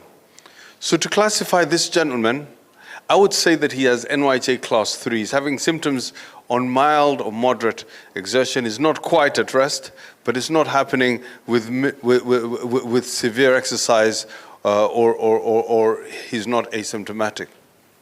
NYHA class is important because it's predictive of your prognosis more than the ejection fraction. The ejection fraction gives you an idea of how bad the heart is, but across all ejection fraction levels, the NYHA class is more predictive of your prognosis of whether you're going to survive or not than your ejection fraction. The next thing to think about is the stage of heart failure. And we heard a little bit about this, and I'll come to that, but Just to emphasize that we also classify according to ejection fraction and etiology and whether the heart failure is acute or chronic. Now this is what Dr. Bajaber talked to us about, and I just want to re-emphasize two things. The first thing is stage A. These are patients who don't have heart failure as we would ordinarily call it, but they're at risk. They have high blood pressure, for instance, or diabetes, or they're obese, or maybe they have a genetic predisposition. And we as healthcare professionals are invited to identify these people and target them so that they do not progress from stage A to stage B. On the other hand of the spectrum, stage D, advanced heart failure. These are people who have symptoms that are requiring frequent admission to hospital or frequent interventions with intravenous diuretic therapy. Most of the patients that we see, who we call heart failure patients, are in stage C. They have current or previous symptoms and signs of heart failure. Contrast that with stage B heart failure, which are patients who don't have current or previous symptoms, but have evidence of structural heart disease. Some patients may have an ejection fraction of 35% and have never had symptoms. They'd be classified as stage B. The onset of symptoms changes the prognosis, and if you need admission, it changes the prognosis even further. So it's important to understand whether you have symptoms and also if you require hospitalization. And one of the things that we do as doctors is try and prevent people from moving across the spectrum. If we have a patient in stage C heart failure, they've had symptoms, our job is to try and move them as possible to stage B. In other words, to render them completely asymptomatic as much as possible. So management of symptoms is really important. And to try and at least prevent this trajectory of patients going from stage C to new onset symptoms, to resolution of symptoms, to persistence of heart failure, to then worsening heart failure, which requires some level of admission. We talked about the ejection fraction, and heart failure with a reduced ejection fraction is patients with a heart failure associated with an ejection fraction of less than 40%. Some of you can't remember what an ejection fraction is. It's the amount of blood that the heart pumps per heartbeat compared to the amount of blood it receives. So if it pumps 10% of the blood it's received, then the ejection fraction is 10%. The heart never squeezes completely, so you never get to an ejection fraction of 100%, because it has to have something left. So most patients will have an ejection fraction, most people, all of us here, will have an average ejection fraction of 50 to 60%. There are two levels which are further classified, and there's specific treatments associated with these, and I'll mention those very, very briefly towards the end. But most of the patients we're going to identify are patients with heart failure with reduced ejection fraction. And then finally, just to remember the causes, you can classify heart failure according to etiology, and the medical management of heart failure also hinges on identifying the various causes. How do you identify them? Well, we've had a brief lecture on that. Ischemic heart disease is best diagnosed by coronary anatomical assessments, either CT or invasive, but cardiac MRI gives you some clues, and so does echo and an ECG. Hypertension is probably the biggest cause in our neck of the woods and is a cause in our patient, the patient that I presented earlier. There's valvular heart disease, which is diagnosed by echo, and these other causes. Obesity and diabetes are important. Sleep apnea is diagnosed by polysomnography, and arrhythmia, specifically very fast heartbeats, tachycardiomyopathy, cardiomyopathy caused by tachycardia, is well established and well described. And then, of course, a variety of other infiltrative and nutritional causes.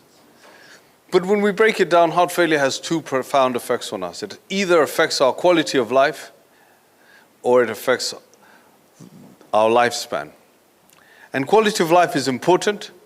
1 out of 3 patients are unable to do their general activities of daily living once they develop symptomatic heart failure. And this is associated with significant symptoms such as depression. However, mortality remains the most critical concern. And as days go by from your first presentation, the mortality rises significantly. There's a 5% in-hospital mortality after an acute decompensation.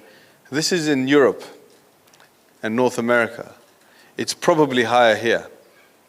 It increases by 3% out to 30 days, up to 30% by 1 year, And at the end of 5 years, we're talking about more than half of the patients with a diagnosis of symptomatic heart failure requiring admission not being with us anymore. And so our treatment goals are fourfold: to improve symptoms and the functional status and the quality of life, and very, very important, to decrease admission to hospital, because that's a predictor of poor outcome, and to reduce mortality. And while doing all of this, we need to identify whatever the persistent triggers are for the patient's heart failure and identify the reversible causes that I spoke with. So I'm going to talk to you about pharmacological treatment, because this is essentially what people anticipate when they're coming to a talk on medical management of heart failure. And I've put these in a different code because of what they do. The first list of drugs is the drugs that the diuretics. We usually offer these treatments to patients because they have symptoms. Diuretics are very good at helping manage many of the symptoms of heart failure, whether it's peripheral or pulmonary edema. They don't specifically have a chronic prognostic benefit, but if they're going to reduce your admission to hospital or keep you out of hospital, they have a significant role, and I consider them prognosis confounders. The next four, I hope many of you have heard some of these. I'll talk to you about them in detail. ACE inhibitors came out in the late 80s and were the first treatment offered to people with heart failure. Before, we didn't have an opportunity to treat heart failure at all. Very recently, they were compared with a new class of drugs called the ARNIs and found to be inferior in most heart failure reduced ejection fraction categories, and the ARNIs seem to be taking over. Beta blockers. When I did medical school, beta blockers were contraindicated in heart failure. That shows how old I am. You were not allowed to take beta blockers in any patient with heart failure. In fact, the first thing we used to do was stop beta blockers in patients with heart failure. And then the beta blocker trials came out and they told us that these not only improve symptoms, they reduce readmission. We'll talk about that. Aldosterone antagonists like spironolactone have been on and off with heart failure, but most recently, the data seems to strongly indicate that it improves outcomes. And more recently, the SGLT2 inhibitors, the drugs, the magic drugs that were initially brought in for diabetes. And then there's another group of drugs that can be used in specific circumstances, which we won't delve into, because I think it's important to do the basic things well, and I'd like to emphasize why we do these things. So diuretic therapy is recommended in patients with clinical evidence of fluid overload. And if you're going to use a diuretic, don't use hydrochlorothiazide, use furosemide, use torazamide, use, if we can access it, bumetanide. Some thiazides are useful, but they're only useful if they're used in addition to a loop diuretic. And the most impactful of those, in my experience, is metolazone. Adding metolazone in a patient who has severe intractable fluid overload to existing loop diuretic therapy essentially switches off the tubules and allows pretty impressive diuresis, but it needs to be done carefully. The big concern around diuretics is what? What's the big worry about giving loop diuretics? Hypokalemia, lowering the potassium. And if you add metolazone to a loop diuretic, then you increase the chances of that. The other concern, of course, is hyponatremia. The next group of drugs, the ACE inhibitors. These are widely available. The most widely available ACE inhibitor in Kenya is what? Enalapril. Enalapril is very, very widely available, and it's also quite affordable, and it's an excellent drug. We do talk about drugs like Uperio, the new ARNIs, but enalapril is an excellent drug, and if it's the only drug you can access and you can give it at the correct dose, please use it. The evidence to support this in patients with a low ejection fraction is profound, and there are multiple studies looking at multiple types of ACE inhibitors that tell us that all ACE inhibitors, all of them, are effective. We believe this to be a class effect, unlike the effect for angiotensin receptor blockers and beta blockers. The SOLVED trial is the one that used enalapril, published in 1991, I think, and then 92. And demonstrated that enalapril was better than standard medical therapy in those days. And subsequent trials using all the other ACE inhibitors have demonstrated this.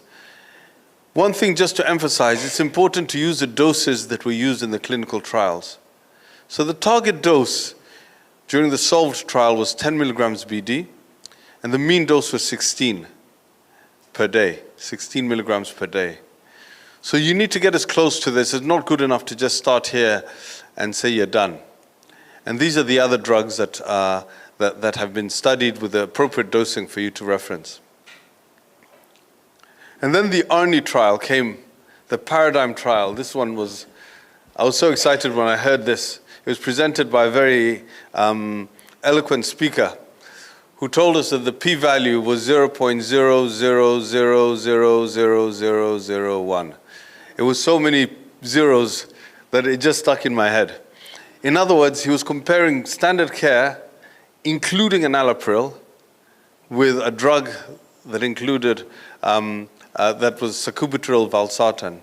And this was better than the best treatment. You know, when you try and increment treatments, the more you increment, the less the impact is going to be that you're going to make a big difference, because you've already given people the best drugs. And this drug was over and above that. So sacubitril valsartan, they call it Uperio, the originator molecule in Kenya, is an excellent drug, but you must give it at the target dose. Beta blockers have been shown to be effective in clinical trials. I was telling you that we were told when we were in school not to use beta blockers. But you have to choose the correct beta blocker, because drugs like propranolol and atenolol do not have this data. So which are the drugs? Carvedilol, bisoprolol, metoprolol, and more recently, nebivolol. Pay attention to the dosing. It's sometimes very difficult to get to those target doses. And also pay attention to how quickly the treatment starts to take an effect. In the Copernicus study, we could see carvedilol already at 2.5 weeks having a better outcome compared to placebo. So don't delay. It's important to try and get patients into the treatment doses as quickly as possible. You up-titrate every 2 weeks all the drugs, and you aim to achieve your target dose within 8 weeks.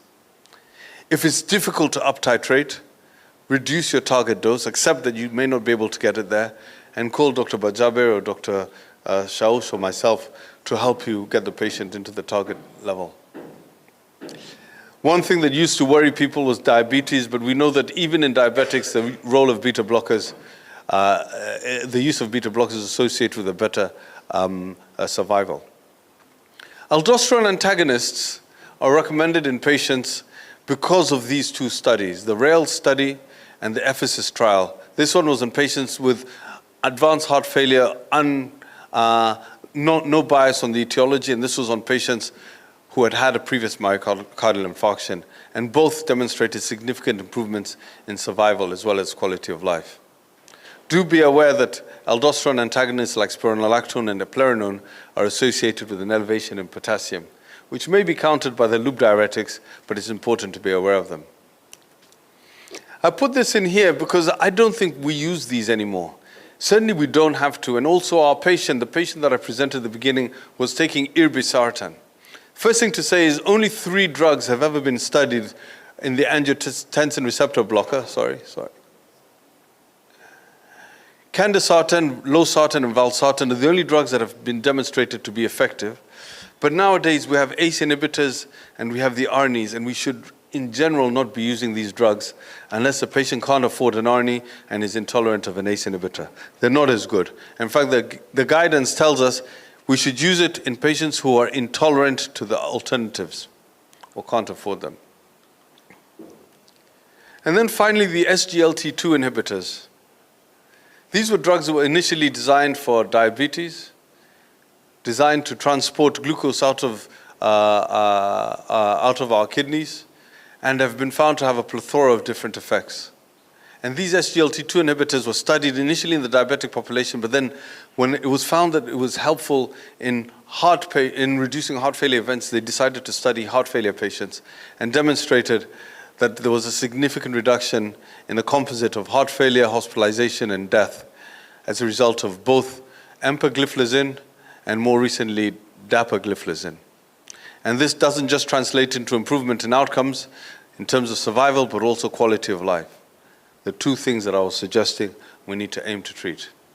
So what would you start in my patient?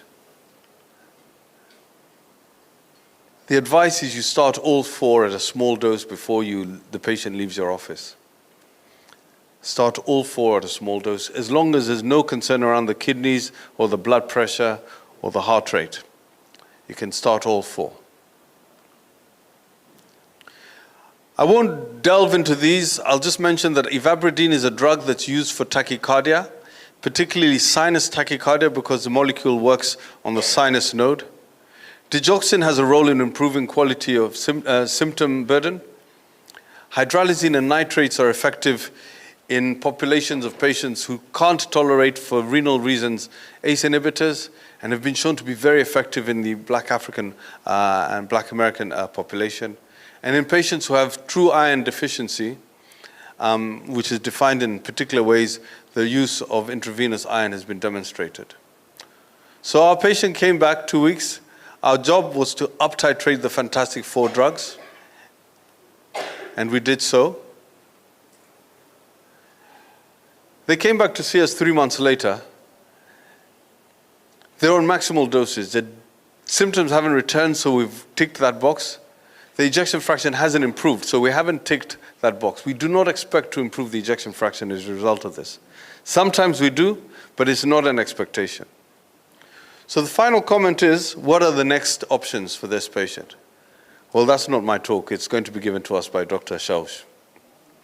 Let me give you my summary slide. Approach heart failure through a classification process. Define your goals of therapy. Investigate the underlying cause of heart failure and address that. Remove all the triggers and potential confounders. And then start those 4 drugs that I mentioned before as soon as possible. And please up-titrate to your maximally tolerated dose. Thank you.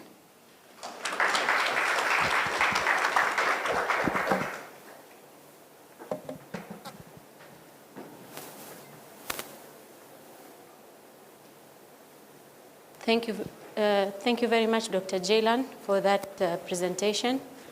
Just to add on to the MRAs, we also have new trials that have made their way into the guidelines, the new MRAs. We have Finrenon, and I'm sure the renal team will dwell more into that. Our next speaker is Dr. Muhammad Salim Shaush. He's an interventional cardiologist and cardiac electrophysiologist. We have very few in the country, and we as Mombasa are proud to have Dr. Shaush among us. And he's going to take us through device therapy in the management of heart failure. Welcome, Dr. Shaush. Thank you very much. Assalamu alaikum. Usually, it's not easy to speak just before lunch, and it's Friday almost, prayer times. Inshallah, we hope we are done by 12:15. So, devices in heart failure is a complicated topic. I'll try to make it simple so that by the time you leave here, you can tell me who should get a device if he's a heart failure patient. Is it possible? Is it possible? Okay. Bismillah. So this is following the talk of Dr. Jaylan, when pills are not enough, and you have given those pills and you still have something remaining, and the EF has not improved that much. That's what he said. And one of the major, there is a number, 35%, 30 to 35, that you look at.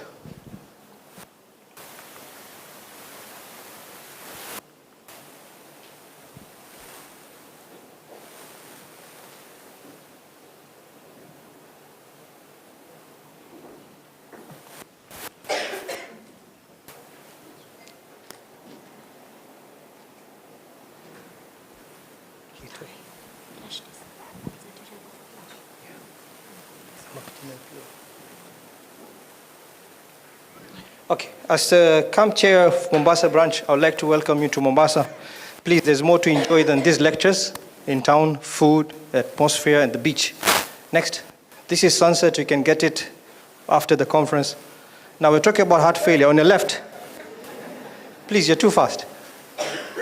Mombasa, we're usually a bit slower. We enjoy life. Back. Okay, on your left is heart failure. This is the heart. Look at how much it contracts. We saw this Dr. Bajaber's talk. And then on the right is a normal heart. Look how much it contracts. So this is reduced ejection fraction. Go to the next. Two chambers, two walls, how much they come close is how good the function is. And on the left, it's barely moving much inside, and that's a weaker heart. Next. So we've talked about the drugs. Dr. Jailan spoke on those. And before 2001, we had beta blocker, ACE inhibitors, and devices. And medicine is not religion. One of the problems we have as Muslim medics, because I'm a doctor, I give judgment on Islamic jurisprudence. And they say, I think it's not supposed to. It shouldn't be this way. But heart failure is a good example that what you know today may be very different 10 years later.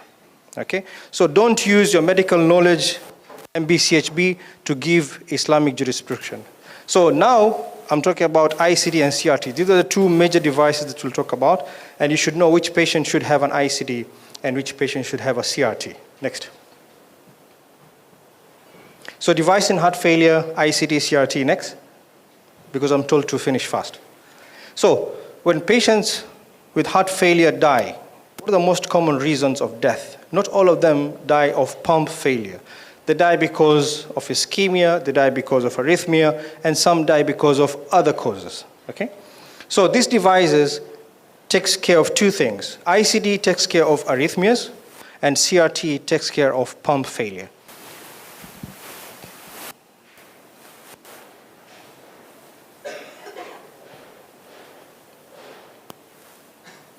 Okay, so this happens.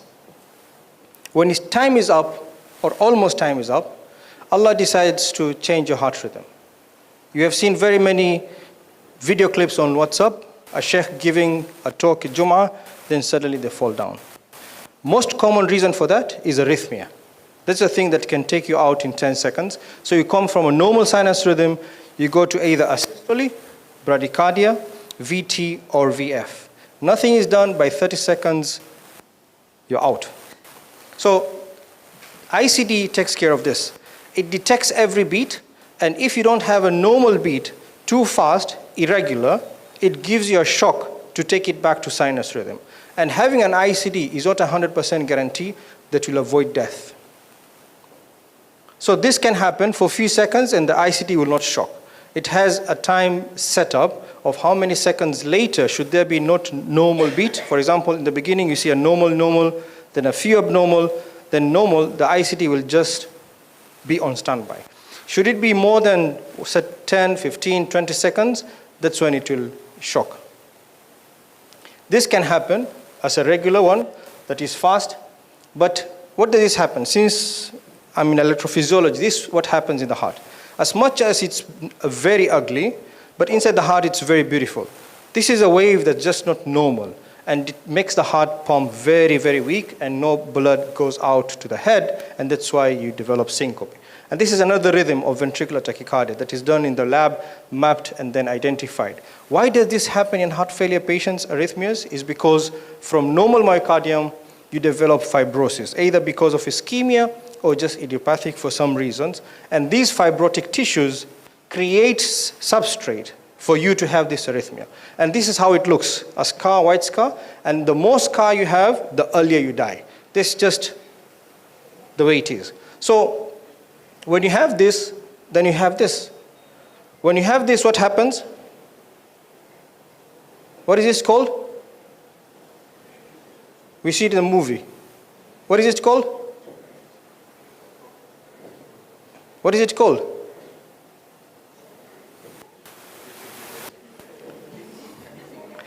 So you defibrillate or you shock. Okay, it's different, but you do boom. So you can't carry that machine everywhere. You carry it under your skin, and that's the ICD. And those patients, specifically, I'll tell you the criteria, should have an ICD. And this is how it looks. It may have one wire to the heart or two, but the major one, the one that goes to the ventricle, that shocks. And this is how it looks on the X-ray. Because you have gynecologists in the house, you have surgeons, you have physicians. Should you do an X-ray and find this, please don't be worried. This is just a device, but before procedure, it should be checked. And this is what happens inside. So the device detects the very irregular beats, and then here, it shocks and you go back to a normal heartbeat. And that is a major function of the ICD. Sometimes you may have it for 3 years. It will not shock you once. Sometimes you even change the battery.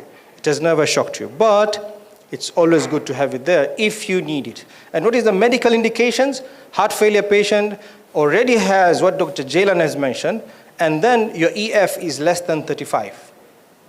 And your QRS is not wide. Then you're an ICD candidate. So if you have a weak heart and a narrow QRS, you should be considered for ICD if you have been on treatment for more than 3 months and ejection fraction has not improved above 35. Now, if you have an ischemic, meaning that your heart was weak because of ischemia, you have a class 1 indication. And if your heart was weak because of hypertension, because of RVD, because of whatever reason, then you're a class 2A indication. It should be considered. So that is ICD, and this is European Society of Cardiology guidelines. Ischemic ICD class 1 and non-ischemic class 2A. But remember this, a weak heart on medications and they have a narrow QRS. Next is who talks about secondary and primary. Secondary prevention, those who have ICDs are those who have an arrhythmic event. And now you're preventing another one, and that's why you call secondary prevention. For those who have heart failure, they never had arrhythmia, and you're a candidate for a device that's called primary prevention. Your first step before arrhythmia, primary. Your second step after arrhythmia is secondary. So who should have, again, make sure that whatever reason causing the heart failure is irreversible. Number 2, the patient have symptoms. Number 3, they have a life expectancy of more than 1 year. For example, sometimes you have patients heart failure with an advanced metastatic disease, and these patients have used medications for at least 3 months. ICD, same. Just remember, if still weak and after treatment of 3 months with a narrow QRS. So CRT is usually making the heart stronger. It helps in pumping. The first one shocks, the second one pumps. So CRT can have 2 or 3 wires, most commonly 3. And this is how. So if you look, why it helps, because if you look at the left, it's not squeezing very well as much as the right. You should go in equally. The other one on the right moves this and then does this. So it's desynchrony. You should dance together. If you're carrying anything, one side and the other side should do it 1, 2, 3, you go up together. If one does up a part, the other one is not yet up, you won't carry that well. Similarly to pumping, then the left and the right side should squeeze in simultaneously for you to pump effectively. And CRT makes that simultaneous act better than without it. So this is how looks left bundle branch block. That's why I said a wide QRS. And if you have a weak heart and a wide ECG, you're a candidate for a CRT. So with that, the guideline says you are below 35% and you have a wide QRS more than 130 milliseconds, ideally more than 150, you should be considered for a CRT therapy. Same, CRT, don't remember all these jargons, but just remember if it's weak and wide, then you're a CRT candidate. So don't give CRT ICDs for those who have narrow QRS and do not have a high-grade AV block. In summary, CRTs and ICDs are therapies that are recommended in heart failure patients. Number 2, ICD for the weak and narrow, and CRTs are for the weak and wide left bundle branch block. With all that, thank you again and welcome to Mombasa. Dr. Malim, I hope I'm on time. So thank you, Dr. Shaush. I will allow maybe only 2 questions, and then we give an opportunity to our sponsors to speak, and then we close this session. Any question from the audience? Any question for any of the speakers?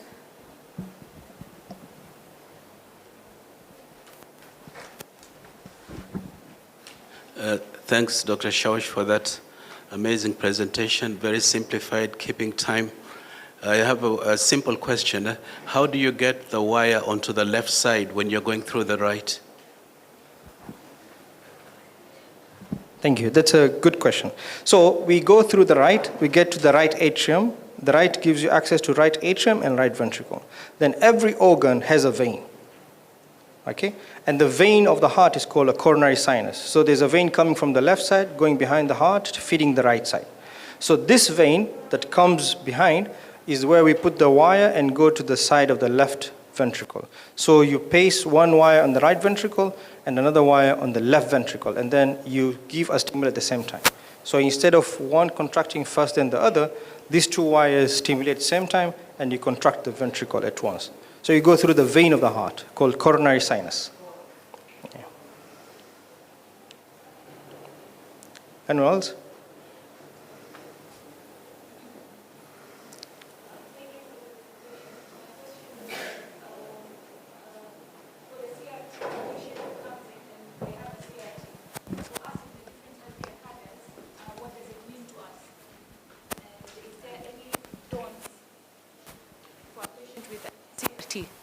You're talking from a dental perspective, or she's a dentist, so.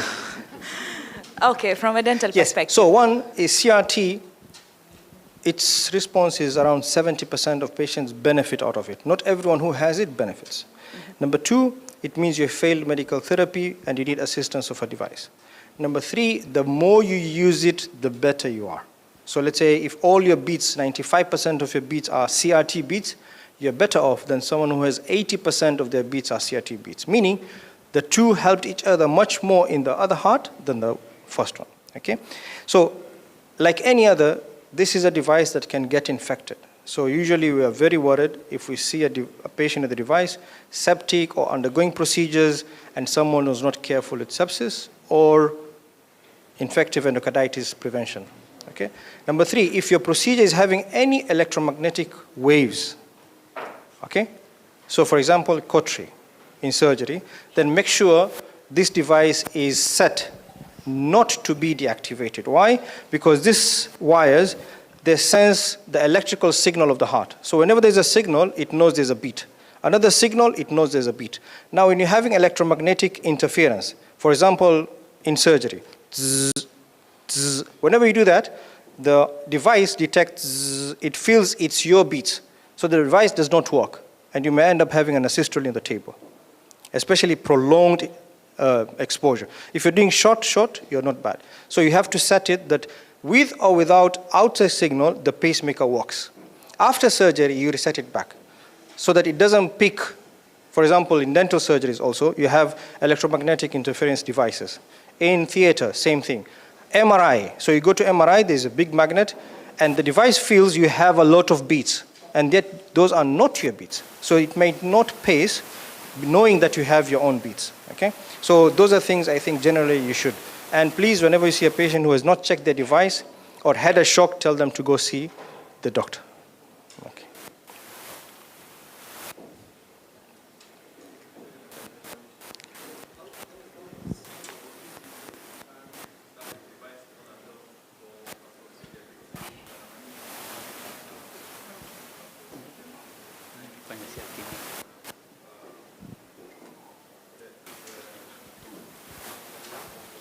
Okay. Where do you practice? Huh? Garissa, okay. So usually there is a machine that follows every company, has their own machine. It matches with the device. Ideally, you should get that programmer. It has a magnet. You put it on the skin and just press on some buttons, it's fine. Now, in case you're in emergency in Garissa or you're somewhere that does not have a programmer, look for a big magnet, put it on the patient, okay? Then that device will only pace, irrespective of what you're doing, with or without a signal, it will pace through. Okay? So look for a big magnet, put it on the chest, do your surgery, and then come out. That's when there are no ways out. But if you're a place that you have a programmer, then you should get access to that. Just a machine, put it on the skin, set it, when after surgery, do the same. And it should be, we are careful for those who go for MRIs. So in case you have a device, they should know. These days we can do, but most radiologists will tell you, you have a device, metallic, we can't do it. But it can be done. You just need to be on close monitoring. Let's hear from Dr. Bajaber, and then we allow the sponsors. Yes.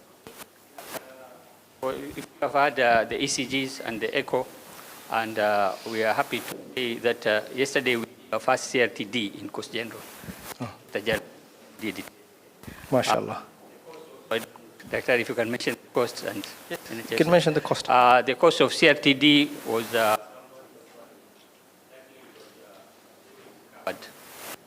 Shah? Oh, mashallah. Tomorrow we have a Shah, yeah. the head of Shah, so that's good news to share with him.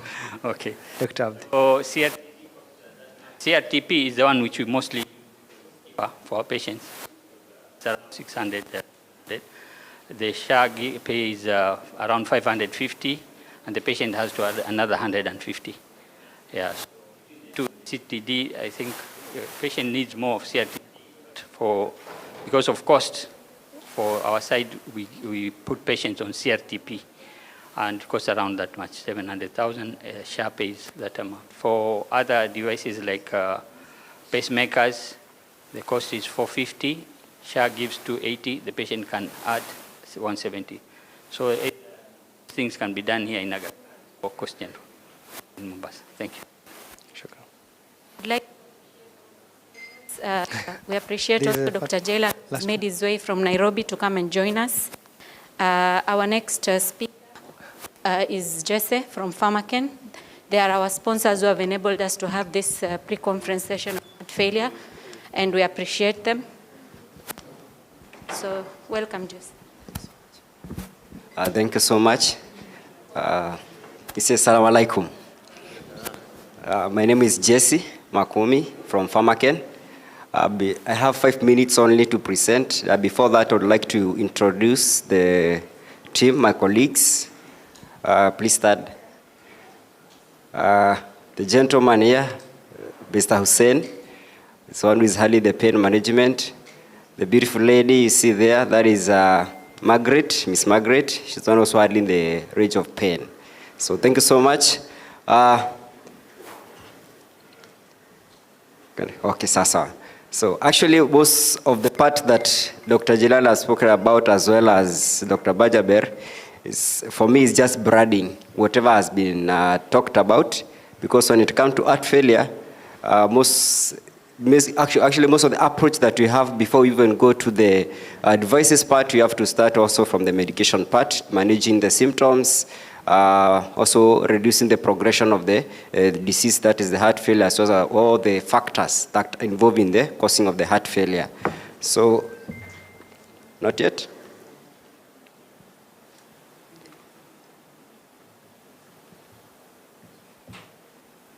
Yeah, it's understandable because these are devices that are made by men. And we pray that also these devices that are planted to our hearts do help us. So, I'll start with the, before even, okay, thank you.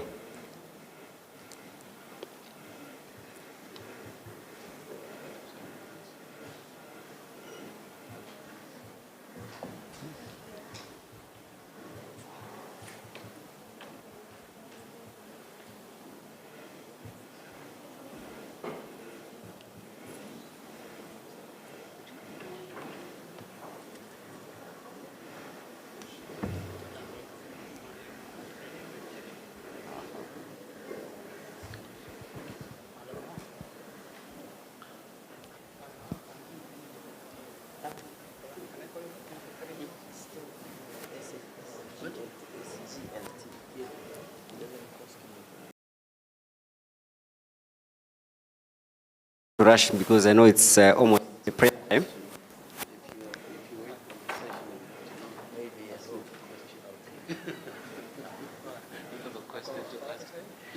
Okay. Start the first.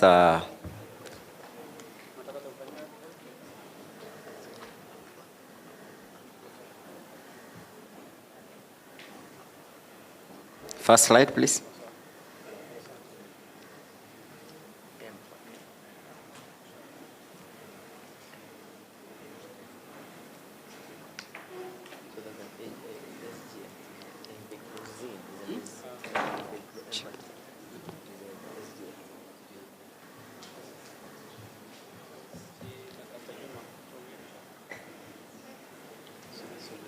Noted.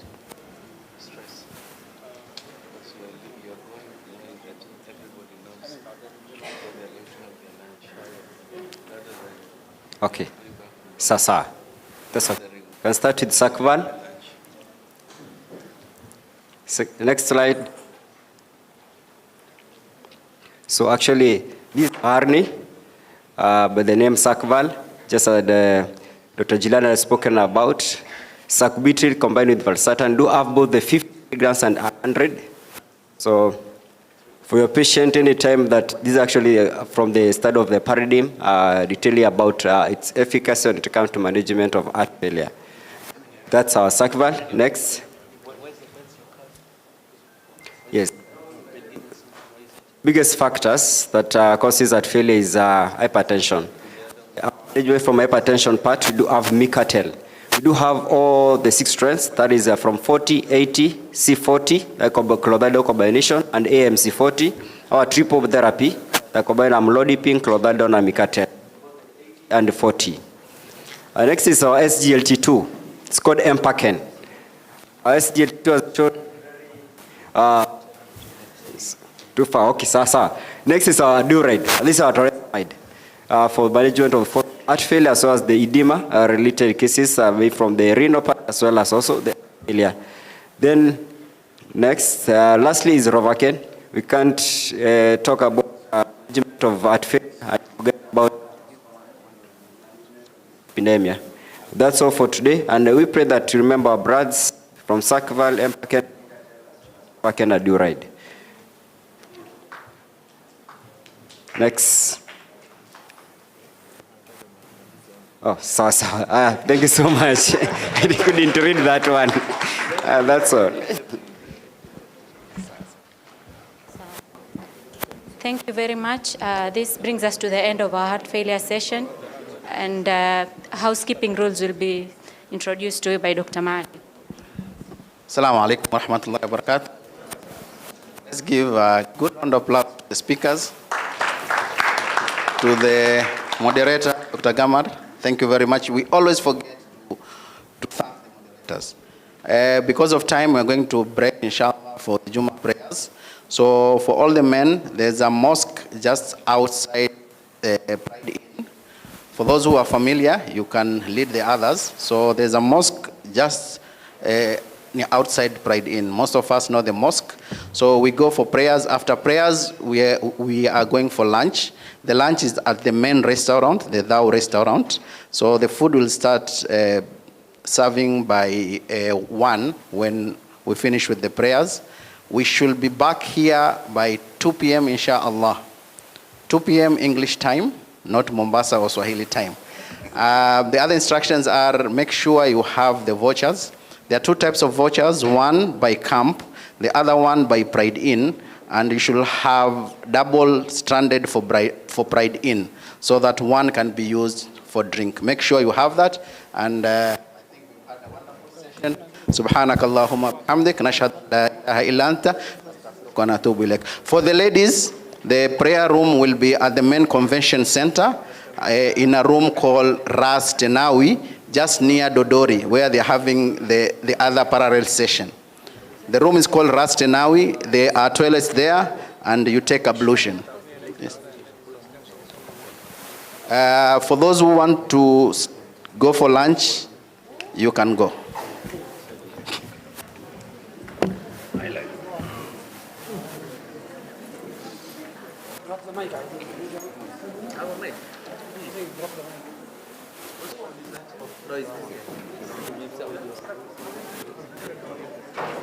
No,